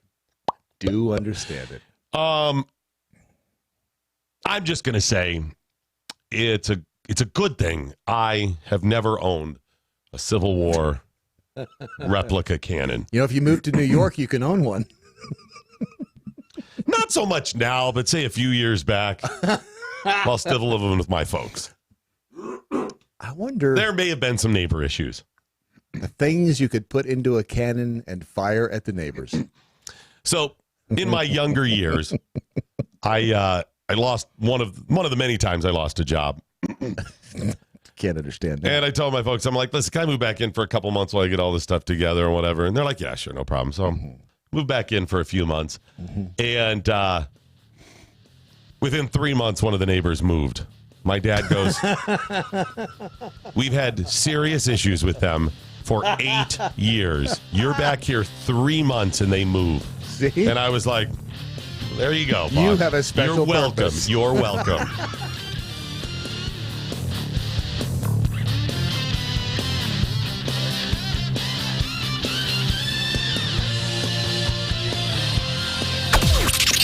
This is the seditious, rabble-rousing, liberty-loving, home of fun, entertaining, and compelling talk. MoJo 50. News this hour from townhall.com. I'm Rich Thomason.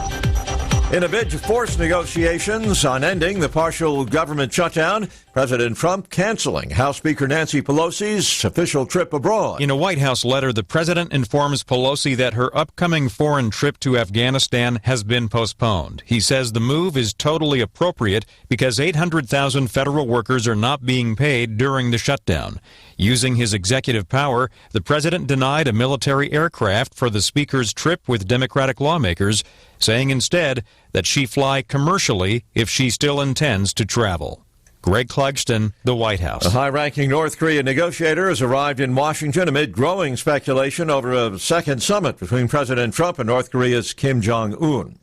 A former Chicago police officer to be sentenced today in the fatal shooting of a black teenager back in 2014. A judge must decide just how long Jason Van Dyke will spend behind bars. He's the white Chicago police officer convicted back in October of the second-degree murder of black teenager Laquan McDonald, an incident caught on video. Today's hearing will no doubt be emotional.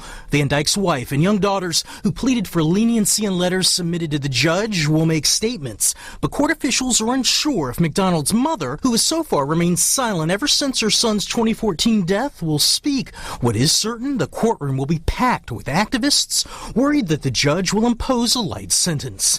I'm Matt Small. Tens of thousands of pro-life advocates from around the country gathering in Washington, D.C. this morning for the annual March for Life. The march, marking the anniversary of the 1973 Supreme Court ruling legalizing abortion, begins with a rally on the National Mall. Marchers then head up Constitution Avenue to Capitol Hill and then finally to the steps of the Supreme Court. On Wall Street, Dow futures up 151 points.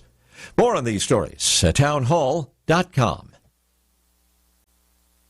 If you're tired of being fat, that's the simplest way I can put it, try Riduzone. It's not magic, it's science.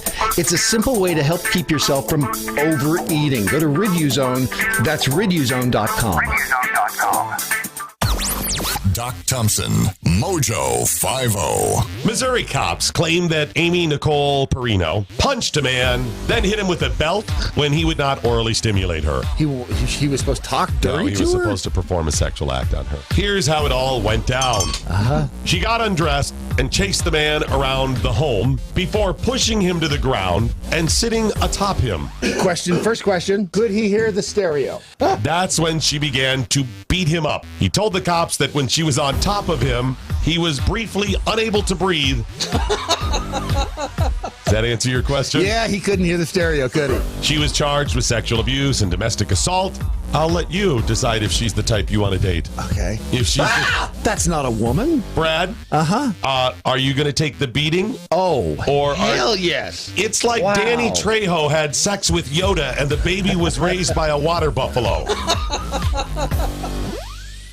Well, let's talk about the Golden Globes. Christian Bale said Satan inspired him playing Dick Cheney. Did Satan also inspire him to assault his wife, his sister, and his mother? Did Satan also inspire that? Just asking. Brandon Morse, today at 1. MoJo 50. Hey guys, Ron Phillips with the Conservative Cartel. Are you tired of the bar scene, hoping to find the love of your life? Well, there is a better way for you single guys and ladies out there. Check out WeThePeople.dating. They make it easy to find a liberty-minded match, and it takes less than a minute to create a free account and begin browsing through over 11 million monthly subscribers. Look, we all know the success of a relationship hinges on the core shared values of a couple. So check out WeThePeople.dating for the love of people and people of love. Sign up and start dating today. WeThePeople.dating. Life, liberty, and the pursuit of a partner. MoJo 50. The question isn't who's going to let us. The question is who's going to stop us.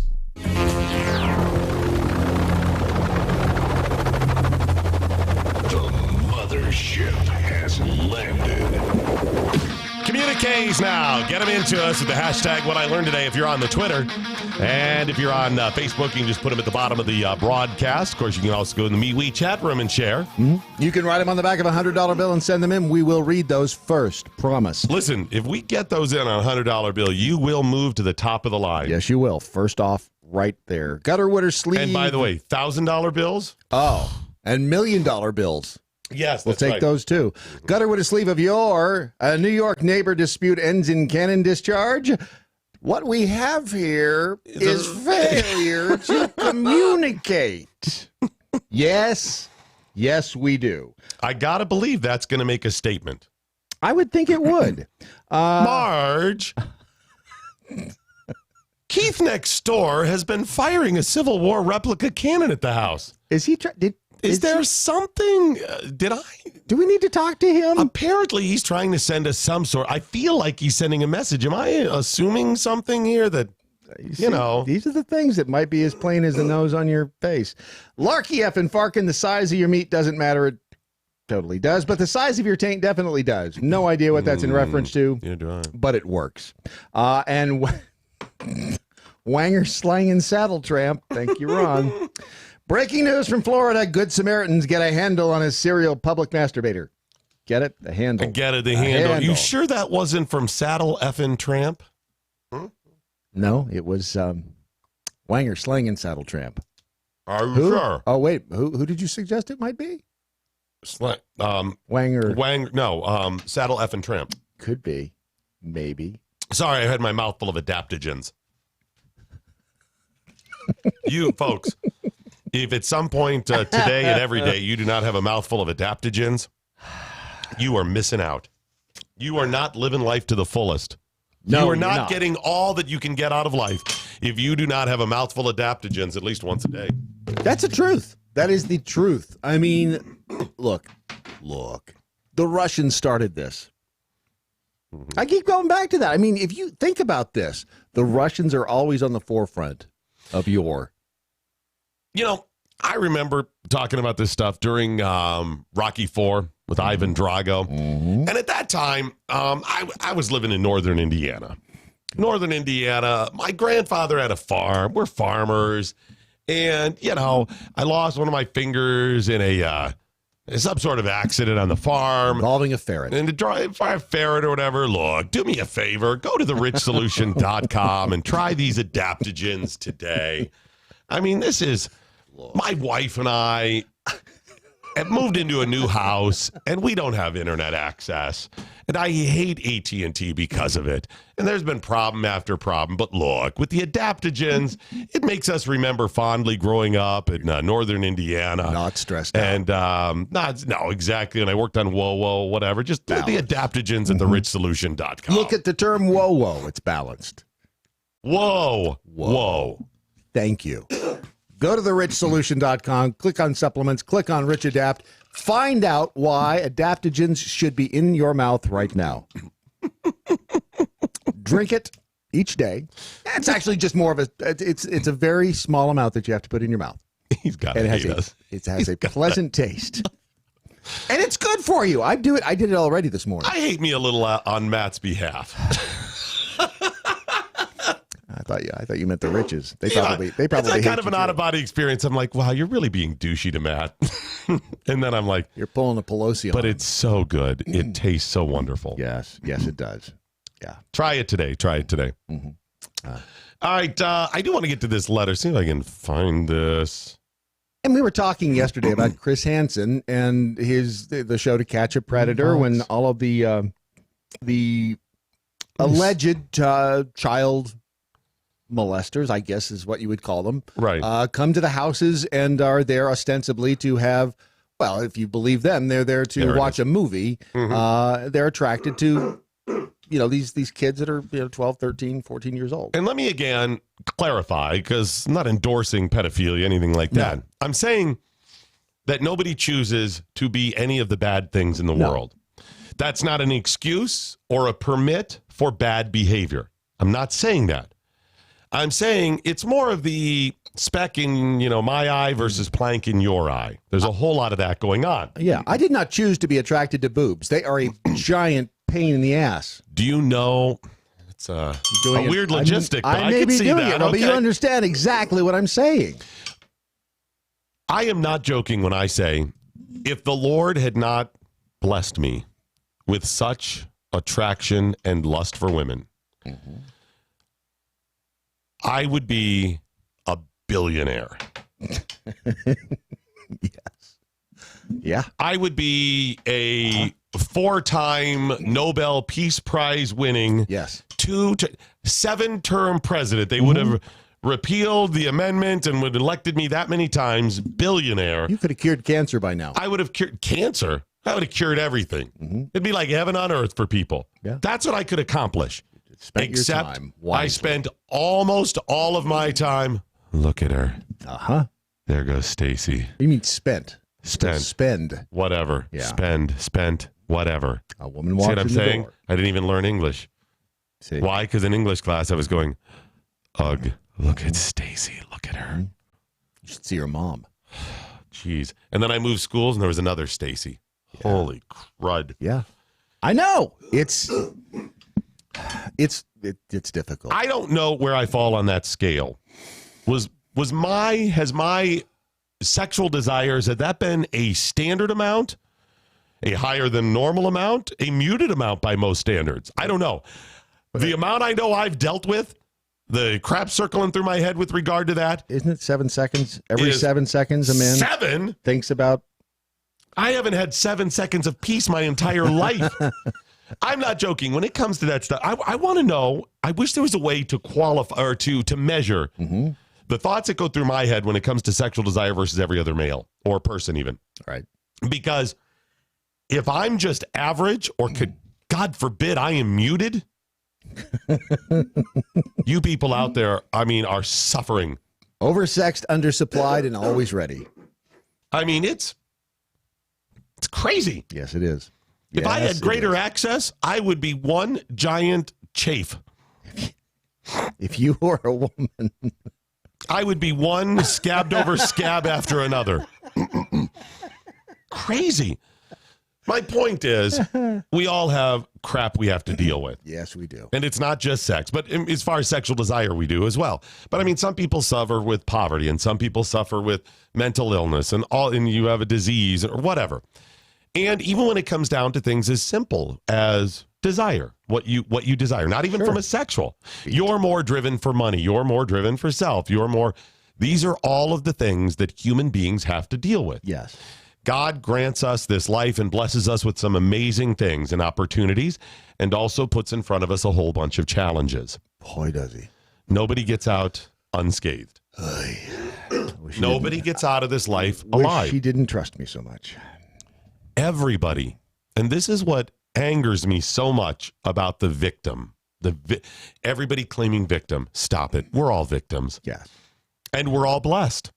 We're all holding a bag of crap, and it all smells different. Right. It's all equally. And yet we all also have gold. We have all these amazing things. I honestly believe that every person is blessed with something or some things that are amazing. Absolutely. That you may not even know. It may be untapped. They may not even know. But you had within you to be the best artist. You may have great knockers. You may be hideous and have great knockers. Seriously, everybody has some things that they are. Right. And these are our challenges in life. And we have to get through trying to be as good people as we can, resisting sin and acting on sin. But unfortunately, one of the challenges we all have is being very judgmental and not recognizing the plank in our own eye. We're good at that.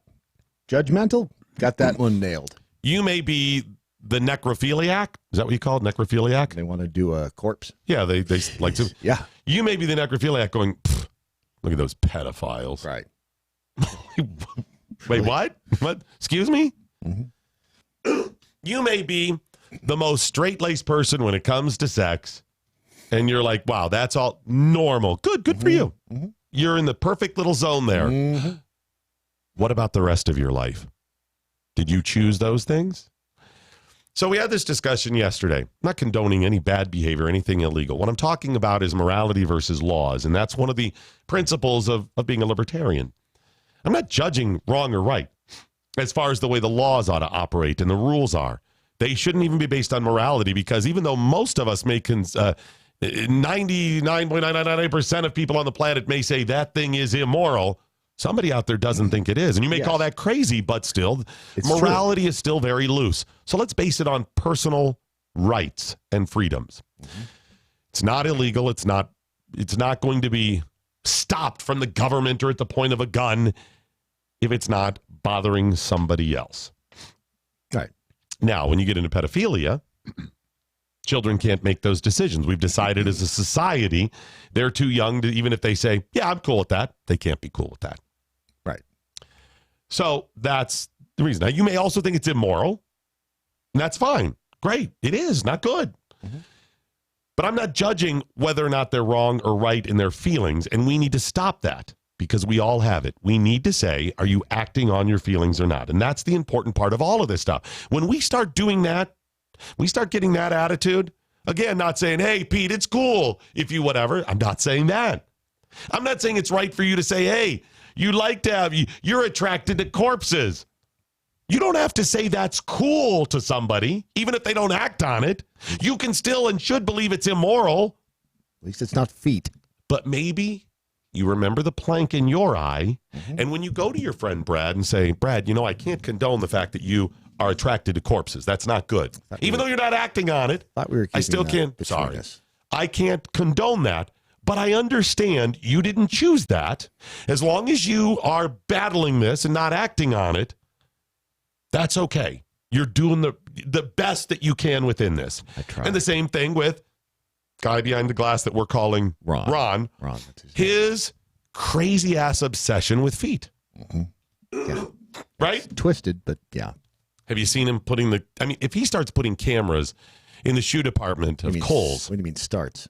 If he continues or doesn't stop. Right. Okay. So that's the important takeaway from yesterday. If you didn't hear the show, we expounded on that. But listen to the podcast. We got a message yesterday from a gentleman who said, I just wanted to leave a comment on today's show. I appreciate your comments on people not choosing to be sexual deviants. I'm a self-identified hebephile. I had to look that up. Apparently means people that are attracted to adolescents. Okay. Okay. So we may consider pedo children, everybody under the age of 18. This is specifically not children, but strong, persistent sexual interest by adults in pubescent children, which is typically ages 11 to 14. It differs from pedophilia. This person writes, I know it's wrong. I suffer depression with the knowledge of knowing it's wrong, but unable to seek certain treatments when it comes to antidepressants and stuff because of their occupation, not dealing with children, but they likely, they can't be on drugs or they would lose their job. I don't even want to say what type of job it is, but it's somebody, operating equipment type of thing. They said, I have never looked at pornographic images of children. I've never acted on those desires. I never will, but this has caused them great depression and they battle this all the time. That would suck. He said, I'm glad to hear you don't view people like me as subhuman. Nope. There's the line right there. We cast people away when we disagree with stuff like this because we find it so reprehensible. We find it so disgusting. How did Jesus treat people, even sexual deviants or prostitutes? Jesus hung out with losers. There it is. They're not subhuman. That's a difficult thing to get through your head when you're so disgusted by something like this. Mm-hmm. He said, thanks, listen to my little therapy session. Appreciate you guys doing an awesome job, so on and so forth. And I responded, I appreciate, you trusting us and that. We're not condoning any bad behavior, feelings, or things that you may think or I may think is immoral. That's not it. It's about treating people as subhuman because they suffer with something. This is a mental disorder. It's, and now hear me out on this. All right. I'm not saying this person's crazy, right?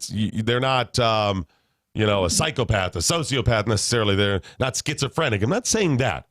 I'm putting it in the realm of something not right in your old noggin upstairs, okay? That it's a little bit off. And here's why I say that. All right. We all accept what is, with a lot of this stuff, in the realm of normal, okay? Yeah. Do most people believe that sex with children is normal? No, they do not. Most of us do not find that not only not attractive or interesting, we think it's wrong. Just inside of us, we're disgusted, whatever, okay? Right. So if most people, whatever that percentage is, thinks it's wrong, isn't the norm within that sphere? Yeah. Anything outside of it is off. Right. Doesn't mean you're mentally ill. It is a slight mental defect. How slight depends on what we're talking about. Mental illness is not crazy or not. It's all these things that are outside the norm. Let me give you another example. Trannies. Folks, you got something wrong with your noggin. That's not to say you're crazy, reprehensible. It's not to say that it's for me to say you shouldn't try to change your physical appearance to work on it. As it now stands, I don't know of any treatment that gets your mind and body back in sync other than physically changing your body. They are the ones who say our mind and body is out of whack, right? Our body says male, our mind says female. Right. Our mind says male, our body says female, whatever, and they're trying to bring them into sync. We're not approaching this right. So, absent some sort of treatment that brings their mind in sync, right? I mean, their body is perfectly formed. It's just out of sync. It would seem to me that, I would at least try the simpler fix or the less invasive fix first. Exactly. So whatever it is, and I'm not judging you for having it done or whatever. I believe you really feel this way. It's a real thing. But it's a mental disorder. You're not crazy. You're not hurting people. You're not schizophrenic. I'm saying something is a little amiss. And that's how we have to start looking at this stuff. How do and I just thought about this. You see these stories of people allowing their 14-year-old to either start undergoing hormone treatment for transitioning, etc. I have a real problem with that. How can they make that decision? That's okay, but they can't decide to have sex. Oh, wow. See what I'm saying? If you age of consent in most states is 16 and up, right? 16 is the lowest, I think, unless you're married, and then you have to get permission. That's a whole other thing, but usually 16. I guess consent, it could be lower to like 15 or so if the person you're with is under a certain age, like under 18 or whatever. Yeah. But yeah, that's about it. Yeah, there's some convoluted laws, whatever they But let's say the youngest is 15, 16, whatever, yet people start their kids on these treatments at the age of 5. Yeah, I mean 6. And they would be the same people who would watch To Catch a Predator and say, "Oh, those people walking in there and wanting to have sex with the 14-year-old are sick." But I have a real problem with people. Even if the kid says everything right, I just believe I'm a girl. I just believe I'm a boy. Whatever it is that you always hear, trannies. And by the way, trannies, I hope you understand. We're just giving you the business here. We call you trannies. It's a joke, right? Come on. Right? Come on. You give us the business, right? Call me cracker. I'm fine with it. The trannies, if you're 15, 16, whatever in your life, and you're saying, okay, this whatever, you've gone through puberty. You're starting to figure things out. You know what you like. You know who you are. I get it. Okay, cool. You make your decision. And you're also becoming an adult. You're becoming near the age of majority. You're going to make those decisions anyways. I'm fine. You want to get a jump on it at 16? Sure. Below that, you're simply not mature enough to really know what's coming. Bell me up. Think about what you believed and thought attraction was. It's hard for us to remember when you were a child. Do you have a crush on the girl down the street or a boy down the street or whatever? Your view changes. Maybe you're somebody that's always known you were gay. Hasn't it taken you a while to really put the pieces properly together in your head or together in your head properly? Of course. Even if it doesn't change, you know what? It change. I'm now 16. I knew at the age of 4 I was really a girl trapped in a boy's body. Okay. But you don't fully know until then. So let's stop screwing around and saying it's okay if you live as a girl at 6. I'm not saying you have to be rigid. You're a boy and you're going to go hunting and skinning bear. I'm not saying you have to act that way. You could be kind of loose as a parent, kind of let them navigate the waters. You don't have to, hurt them, do no harm, but you don't have to encourage either. Maybe you let them figure this stuff out, letting them always know along the way that regardless, even if you don't fully talk about this, I love you. Mm-hmm. You know how many problems just your children knowing you truly love them solves? That's what we all want as human beings, that safety and security. I've always thought I was a boy. I have a girl's body, but mom and dad may not love me. I'm gay. Mom and dad may not love me. All of those things.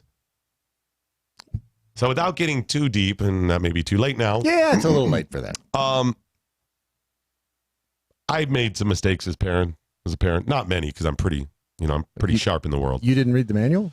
Why didn't you just read the instruction book? I know, I should have. It comes with them. The hospital hands it to you, and I just lost mine. I'm like the greatest American hero. I lost the instructions. I don't know how it operates. You just read it. You know. But the one thing I got, and this is the only advice I can give, and probably the only real thing you need to know as a parent. You ready for this? This is crazy. Hug your kids. A lot. Hug them a lot. Grab them, hug them randomly. This is the thing they need. Because this is the, even if you have trouble saying things and expressing yourself, that's the unspoken warmth and comfort that kids need that say, I love you. Yeah. That's it. Despite their protestations. Yeah. Trying to hug your teenage kid.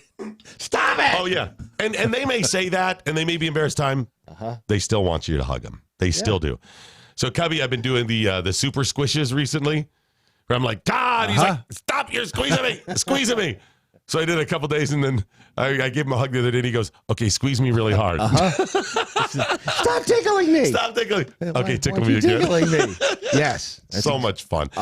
So I'm glad that you understand this, that even though we joke and we give the business to people and we point out this stuff and we talk about it or whatever, that I'm not judging on stuff. You have to live your life. Secretly we are, but we would never say it out loud. Well, we're judging the people with the freaking feet fetish. Yes. You guys are freaks. There's something wrong with you. What is the feet? I don't know. Everybody else I get, but lock those freaks up. Ever had your toes sucked? You almost answered. Let me. I'm trying to add it up. I was going to give a smart ass answer, and then I thought, you know what? Let's just let it fly. Ever sucked anybody's toes? No and no.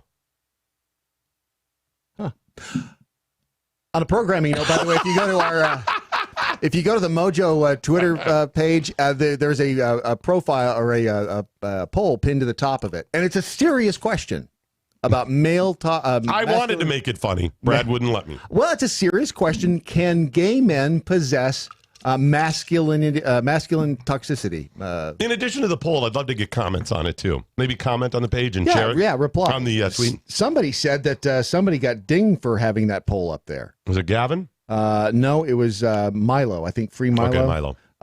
But the poll is: in your opinion, can gay men possess toxic masculinity? A serious question. I think about it. Well, is gay the opposite of masculine? I don't know. I want to find out what most people think. Well, I think on one level, masculine means that stereotypical manly, puffed out chest and squared off and jaw and skin and bears and right. I mean, a little bit of that. It also means just a traditional man. So I think it's a very honest question. If Twitter dings us for it, well, before you even get to toxic masculinity, you have to say, can they be masculine? Absolutely. So they could be masculine. Yes. Even by stating, well, I didn't know that guy was gay. Right. Look at him. He's in the service. He's Hudson. Right. He's special forces. That guy will kick your ass. Oh, he's gay. Right. Because we think of gay as being the stereotype of fabulous. Yes. And there's a whole lot of that out there. Yes. Don't get me wrong. So then can they be toxic even though they, wow. Women? Look at the percentage, by the way. 57% say yes, only 57. I'm can surprised. Women express toxic masculinity? There's a better question, or maybe we'll put that one up there too. I don't know. I'd just be interested to see what the jackholes think. Fabulous. A free exchange of ideas. MoJo 50.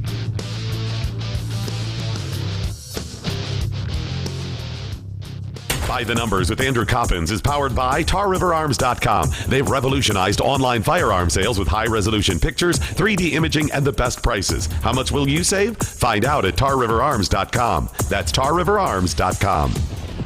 No term was hotter in 2018 than the words fake news, but here in January 2019, it's time for that term to retire, especially after the results of a recent study by Princeton and NYU researchers surrounding the 2016 election, where the term got its original start. Just don't tell that to the folks at Vox, who are still holding out strong for that whole election was stolen narrative.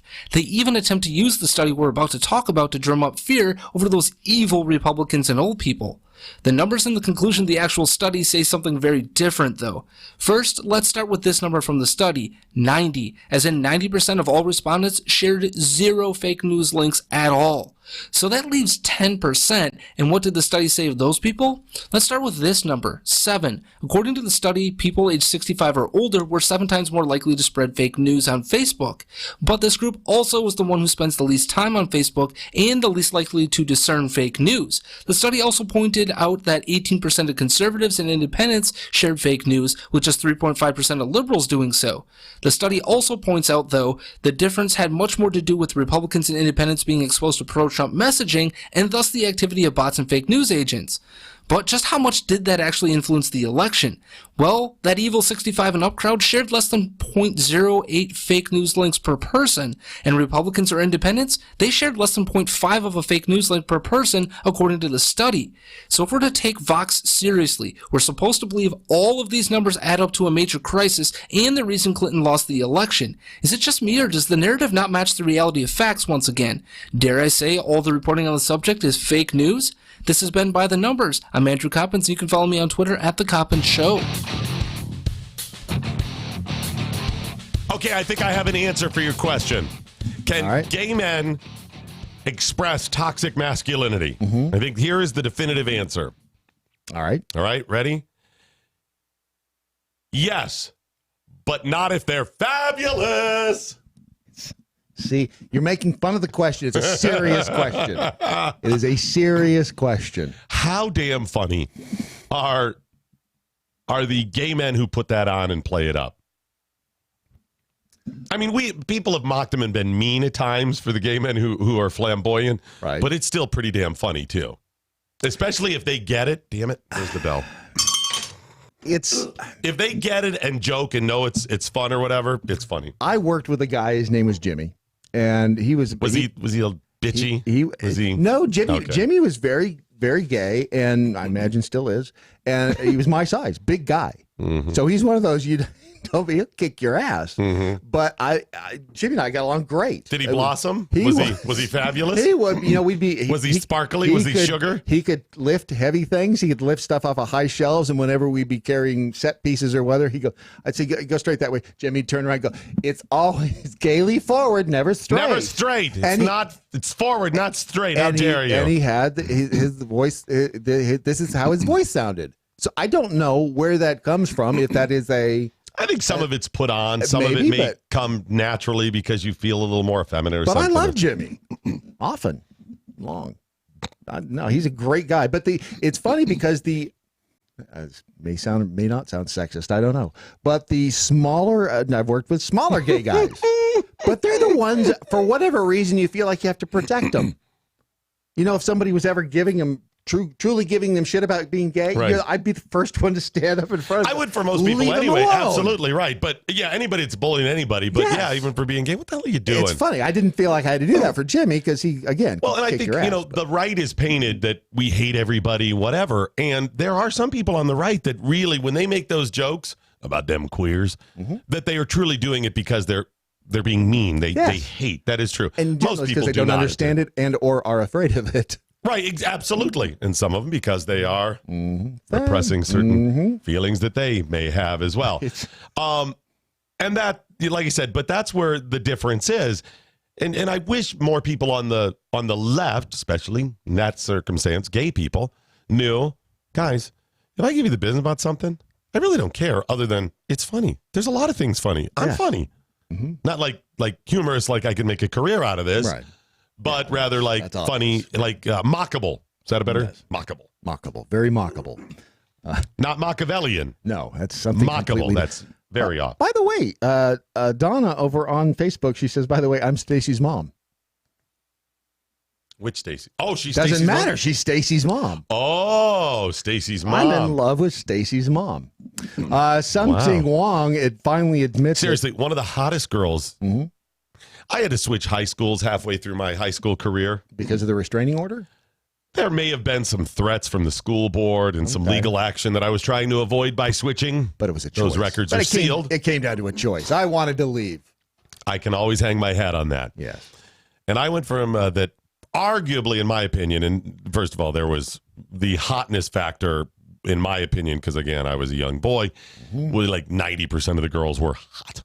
Yes. But arguably the hottest girl was Stacy. This Stacy, man, I'd known her for years, and wow.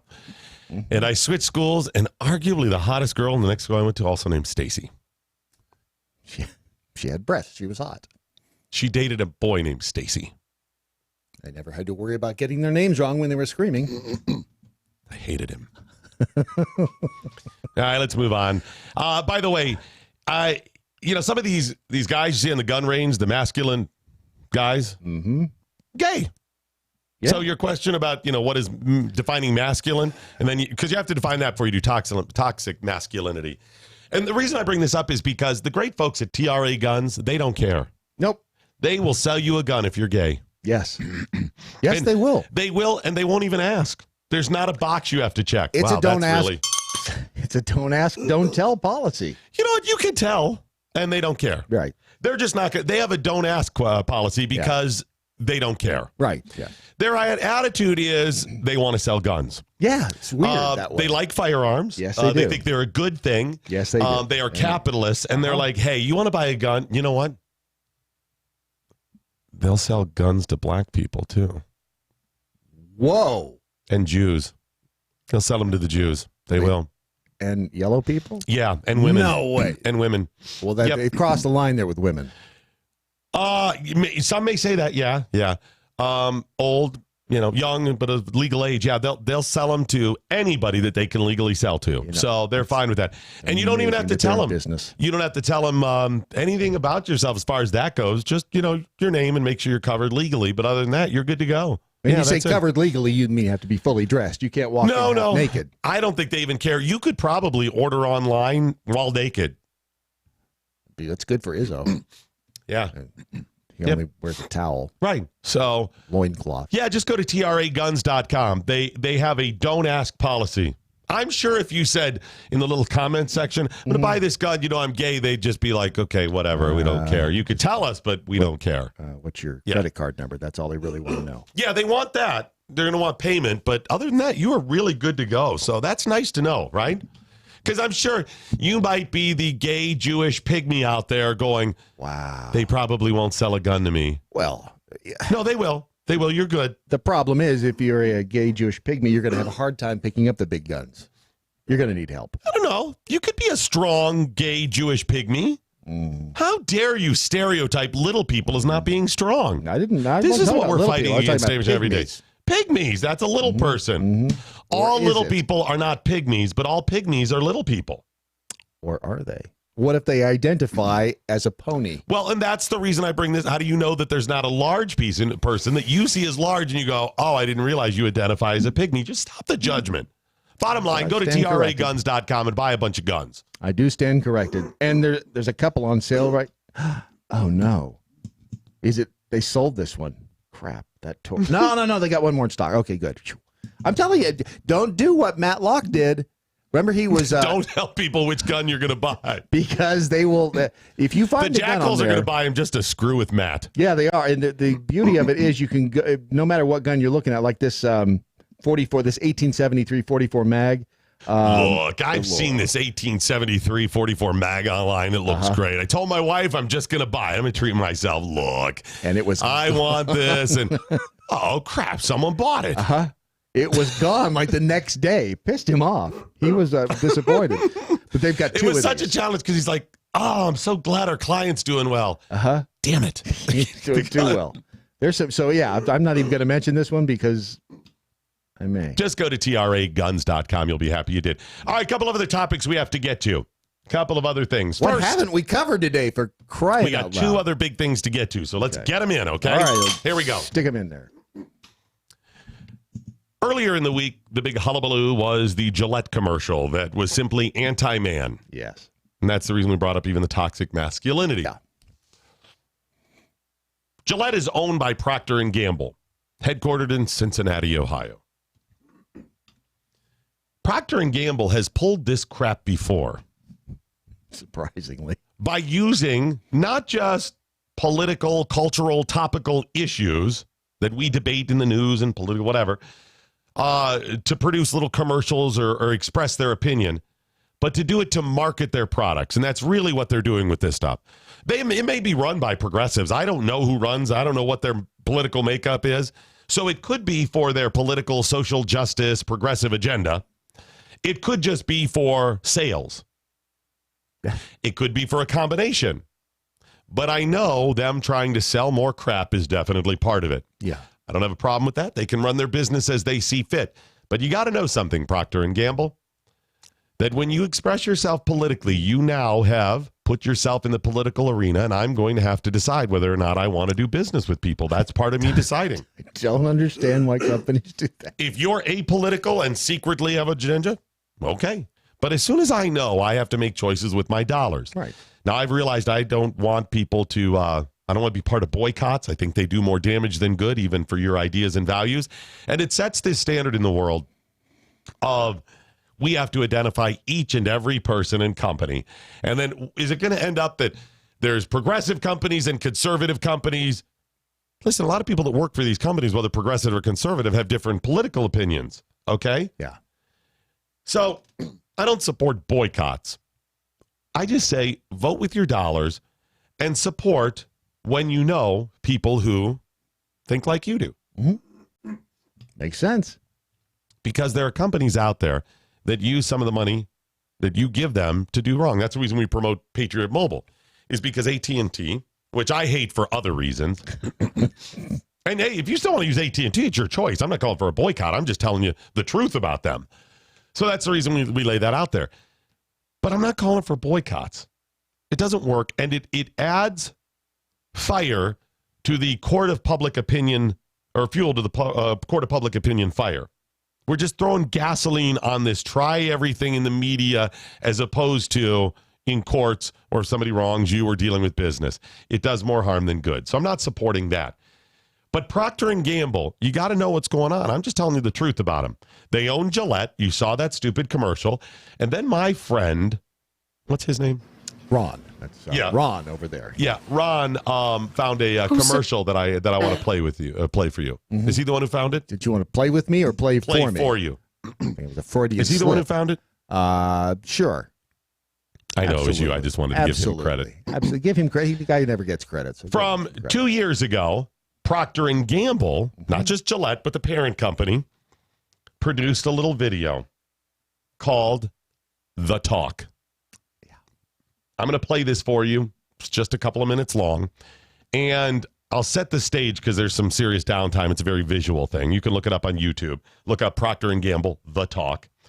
It has 2,331,000 views. Has a few. It goes by seemingly by era, with black parents throughout the last few, well, probably 5-6 decades, discussing things with their children.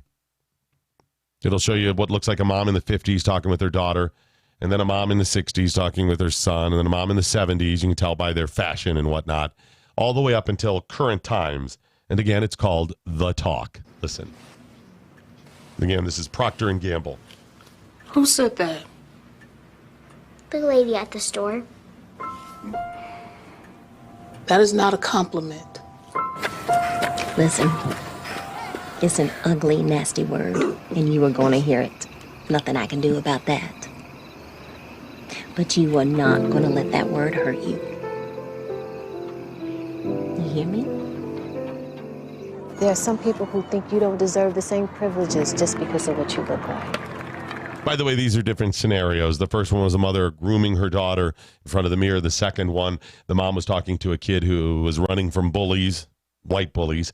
This third one, 1970s era, a kid on the baseball team. It's not fair. It's not. Remember, you can do anything they can.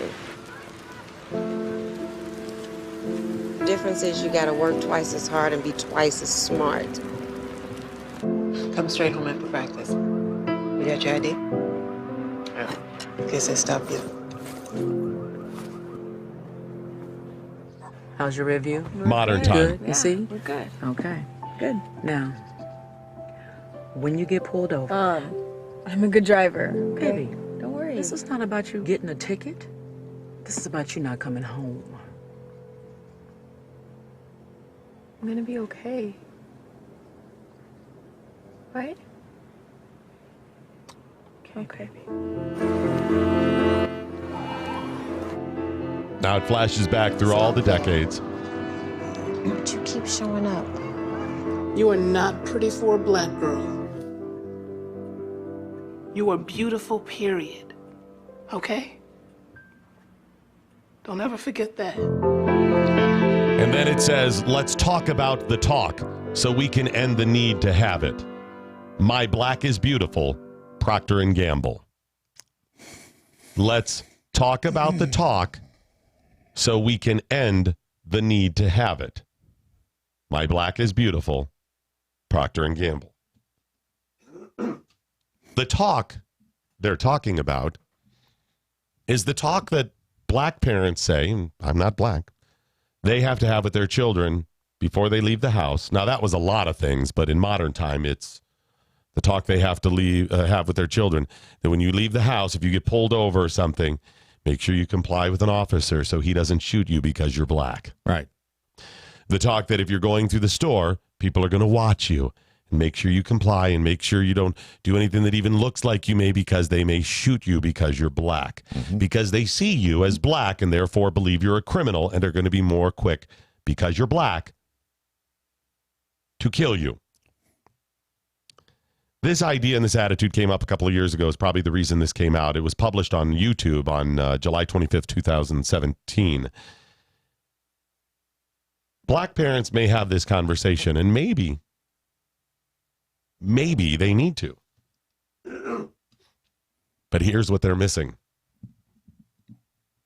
A lot of parents have a lot of conversations that are kind of like this. I had to have the conversation with my 16-year-old son about a year ago when he was about 15 and a half.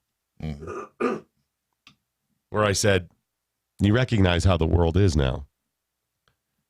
That whatever you do is going to follow you forever. Yep.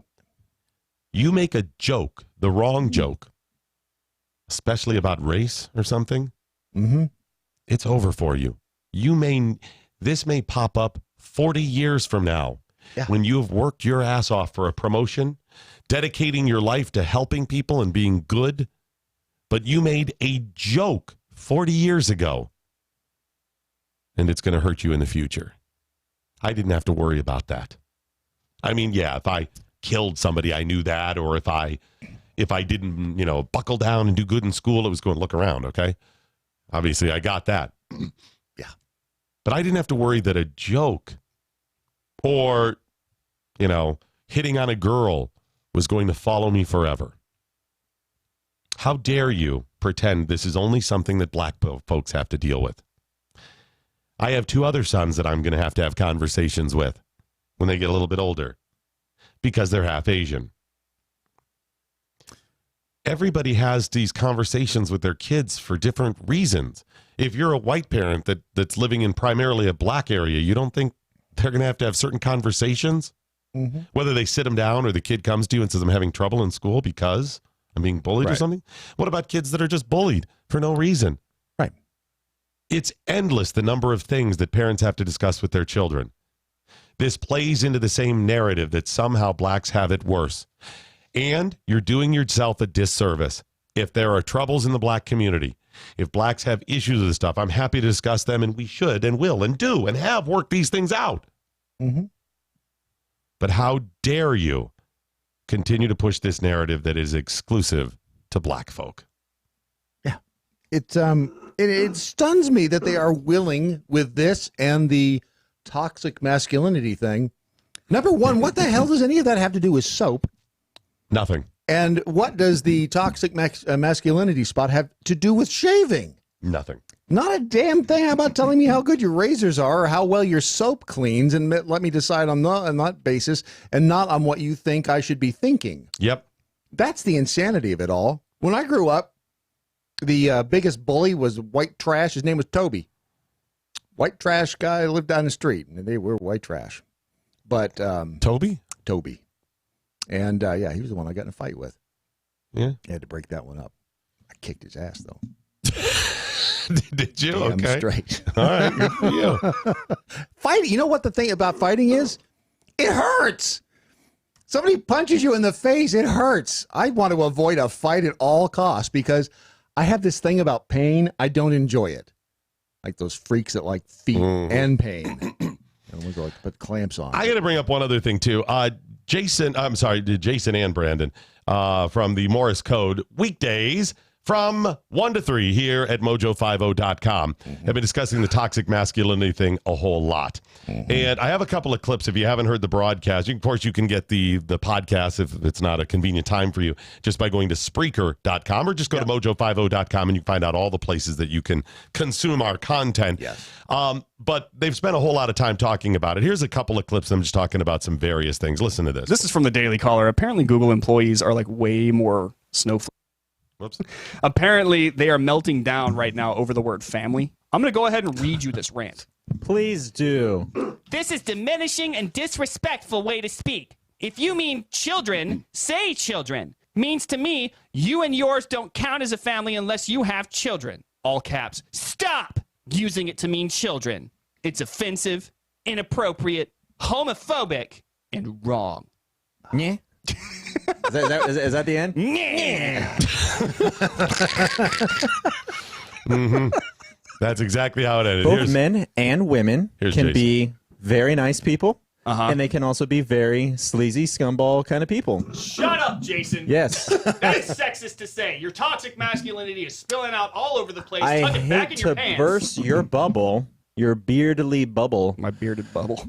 But My anti-Gillette. People can act different ways. I guess Whether that's you're a man, a woman. I hate these guys so much. I do too. They remind me of what I could have been. Yes, if we had talent, especially young, and they're young with talent, meaning they're only going to get better.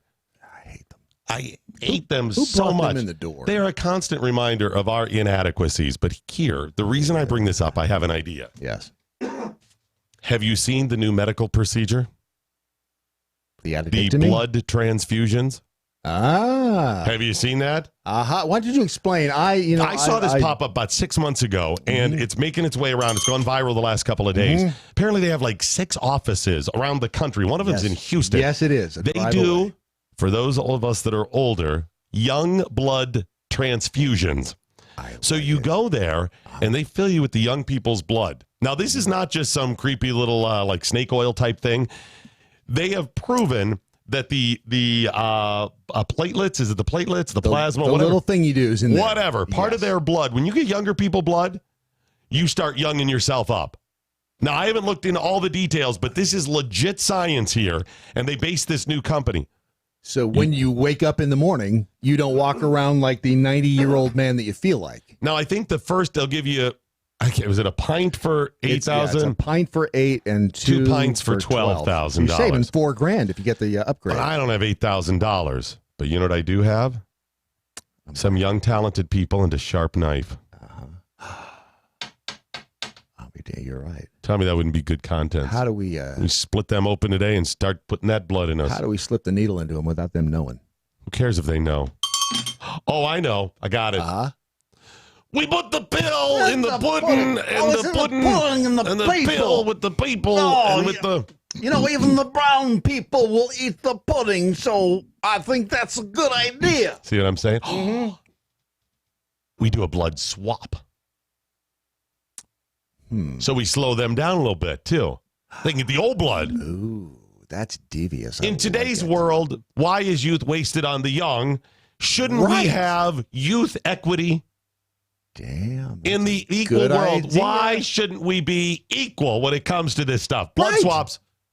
I just want to redistribute the youth. That's it. Right. Well, you know what? People who have a lot of youth, they don't need all that youth. Those young 1% youthers. They can afford to give up some of their youth. Right. They got a whole life to live. I don't got much left. Exactly. We need, they need I'm a victim. I'm a victim of the old. Me too.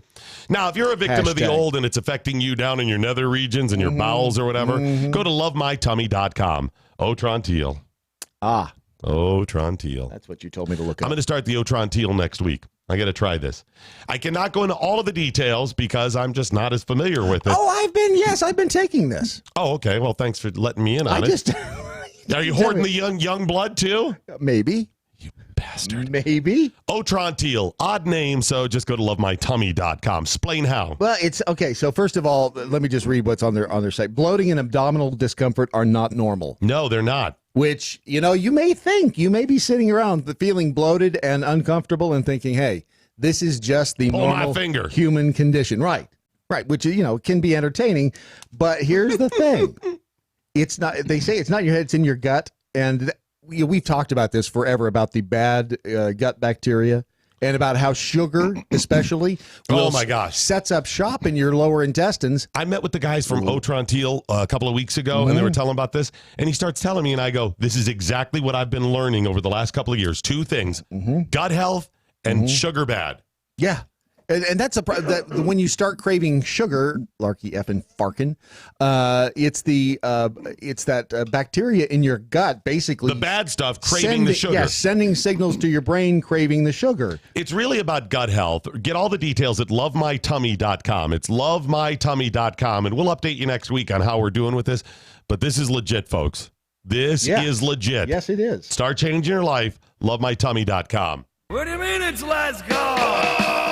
Alrighty, that is it, ladies and gentlemen, the end of your Daily Mojo. But before we go, as always, let's find out what we learned today. We learned it's important to have douchey, plausible deniability. When being douchey, you need plausible deniability. Yes, you do. We learned the winner of the 1984 Hide and Seek Championships has been found dead at the bottom of an elevator shaft. We learned pro criminal tip number 3981. It's better to actually leave than just tell the cops you did. Yeah, and finally, I learned that if your last name is Teets, you should probably just turn yourself in now. Bradley J. Staggs, what, if anything, did you learn? I learned the U.S. troops are apparently now assigned to guarding the pyramids. Why else would the speaker need to go to Egypt? Wow. Just use That's logic. a great point. I learned Congress is the blonde who still has checks in their checkbook. I learned the life expectancy of a pet alligator owner. Surprisingly short. I mean, you wouldn't know that looking at them, but yeah, they're not going to live as long as you'd expect them to. I got to communicate from Tom. Yes. This would have been great information 5 minutes ago when I did the Otron Teal commercial. They're going to be in studio next week, late next week sometime. Well, we won't be here, so that'll be good for them. I'm sorry, 2 weeks from now we'll be back. We will be here by then, deal, yes. Good, we'll explain that more. I learned APR's newest coffee flavor, doorbell. And let's see. Well, I learned that police tend to notice smoke signals coming from a dresser. Usually. And finally, I learned if you need help, hire Doc Thompson's eviction service. Results in just 3 months. Guys, this is why this caused my old friend Brian, that I worked on the air with years ago, to say, if only you could use your powers for good instead of evil. Right? That's it. With great power comes great responsibility. And a lot of money, generally, I found. Not if you have mine. a lot of power, a lot of What, if money. anything, did the listeners learn today? Karen over on the Facebook learned you can own a cannon in New York, but you can only have a clip with how many bullets? 10. Yes, the state is run by Democrats. Who is that? That is Karen. That's Karen Ashmore over on the Facebook. Something that brilliant came from a woman? I know. I shouldn't assume the name. That's true. Karen, I'm gender assuming. You are a pig is what you are. Eric learned, I'm sure you didn't miss the fact the Rants of Izzo has dropped the gauntlet to Brad Staggs and will be doing his nude show March 15th. Wait a minute. I will be or Izzo will be? Please don't use the term drop the gauntlet. Well, and here's the beauty of it. We won't need a very large pixelated zone to make it legal. I'm not even sure we have to pixelate that. Just shoot it from this angle. Looks like a button on a fur coat. Toxically masculine jackhole over in the MeWe chat room. Doc Thompson could get lots of peace if he was dating AOC, depending upon how you define peace. Who's that, AOC? AOC. Who's that? That's Alexandria Ocasio-Cortez. Can we just need to initialize her last I'm just name. start saying that. That's a good idea. I didn't get to the new numbers on procrastination. We'll do them next week. Now, folks, quick programming note. We will be off the air on Monday with the Best of broadcast because we'll be traveling in order to get the SHOT Show. We'll be all next week having some fun there. Of course, Brandon Morris and everybody else will be live next week. Yes, the Conservative Cartel will not be. So it's just the Daily Mojo, but the rest of the lineup will be live on Monday. Right. But unless you're listening to the podcast, in which case you can listen to us pre-recorded anytime. Just remember to share it. I'm going to start siding with Izzo now. Wonder if he'd want to work in the morning. That's a good review. Remember, your Daily Mojo is today a Ron Phillips production. Sic Semper Tyrannis. Good night, Steve Cannon. Wherever you are. Anya, now you go home. All right. That was a good Tuesday show. Larky effing Farkin. Great show for a Tuesday.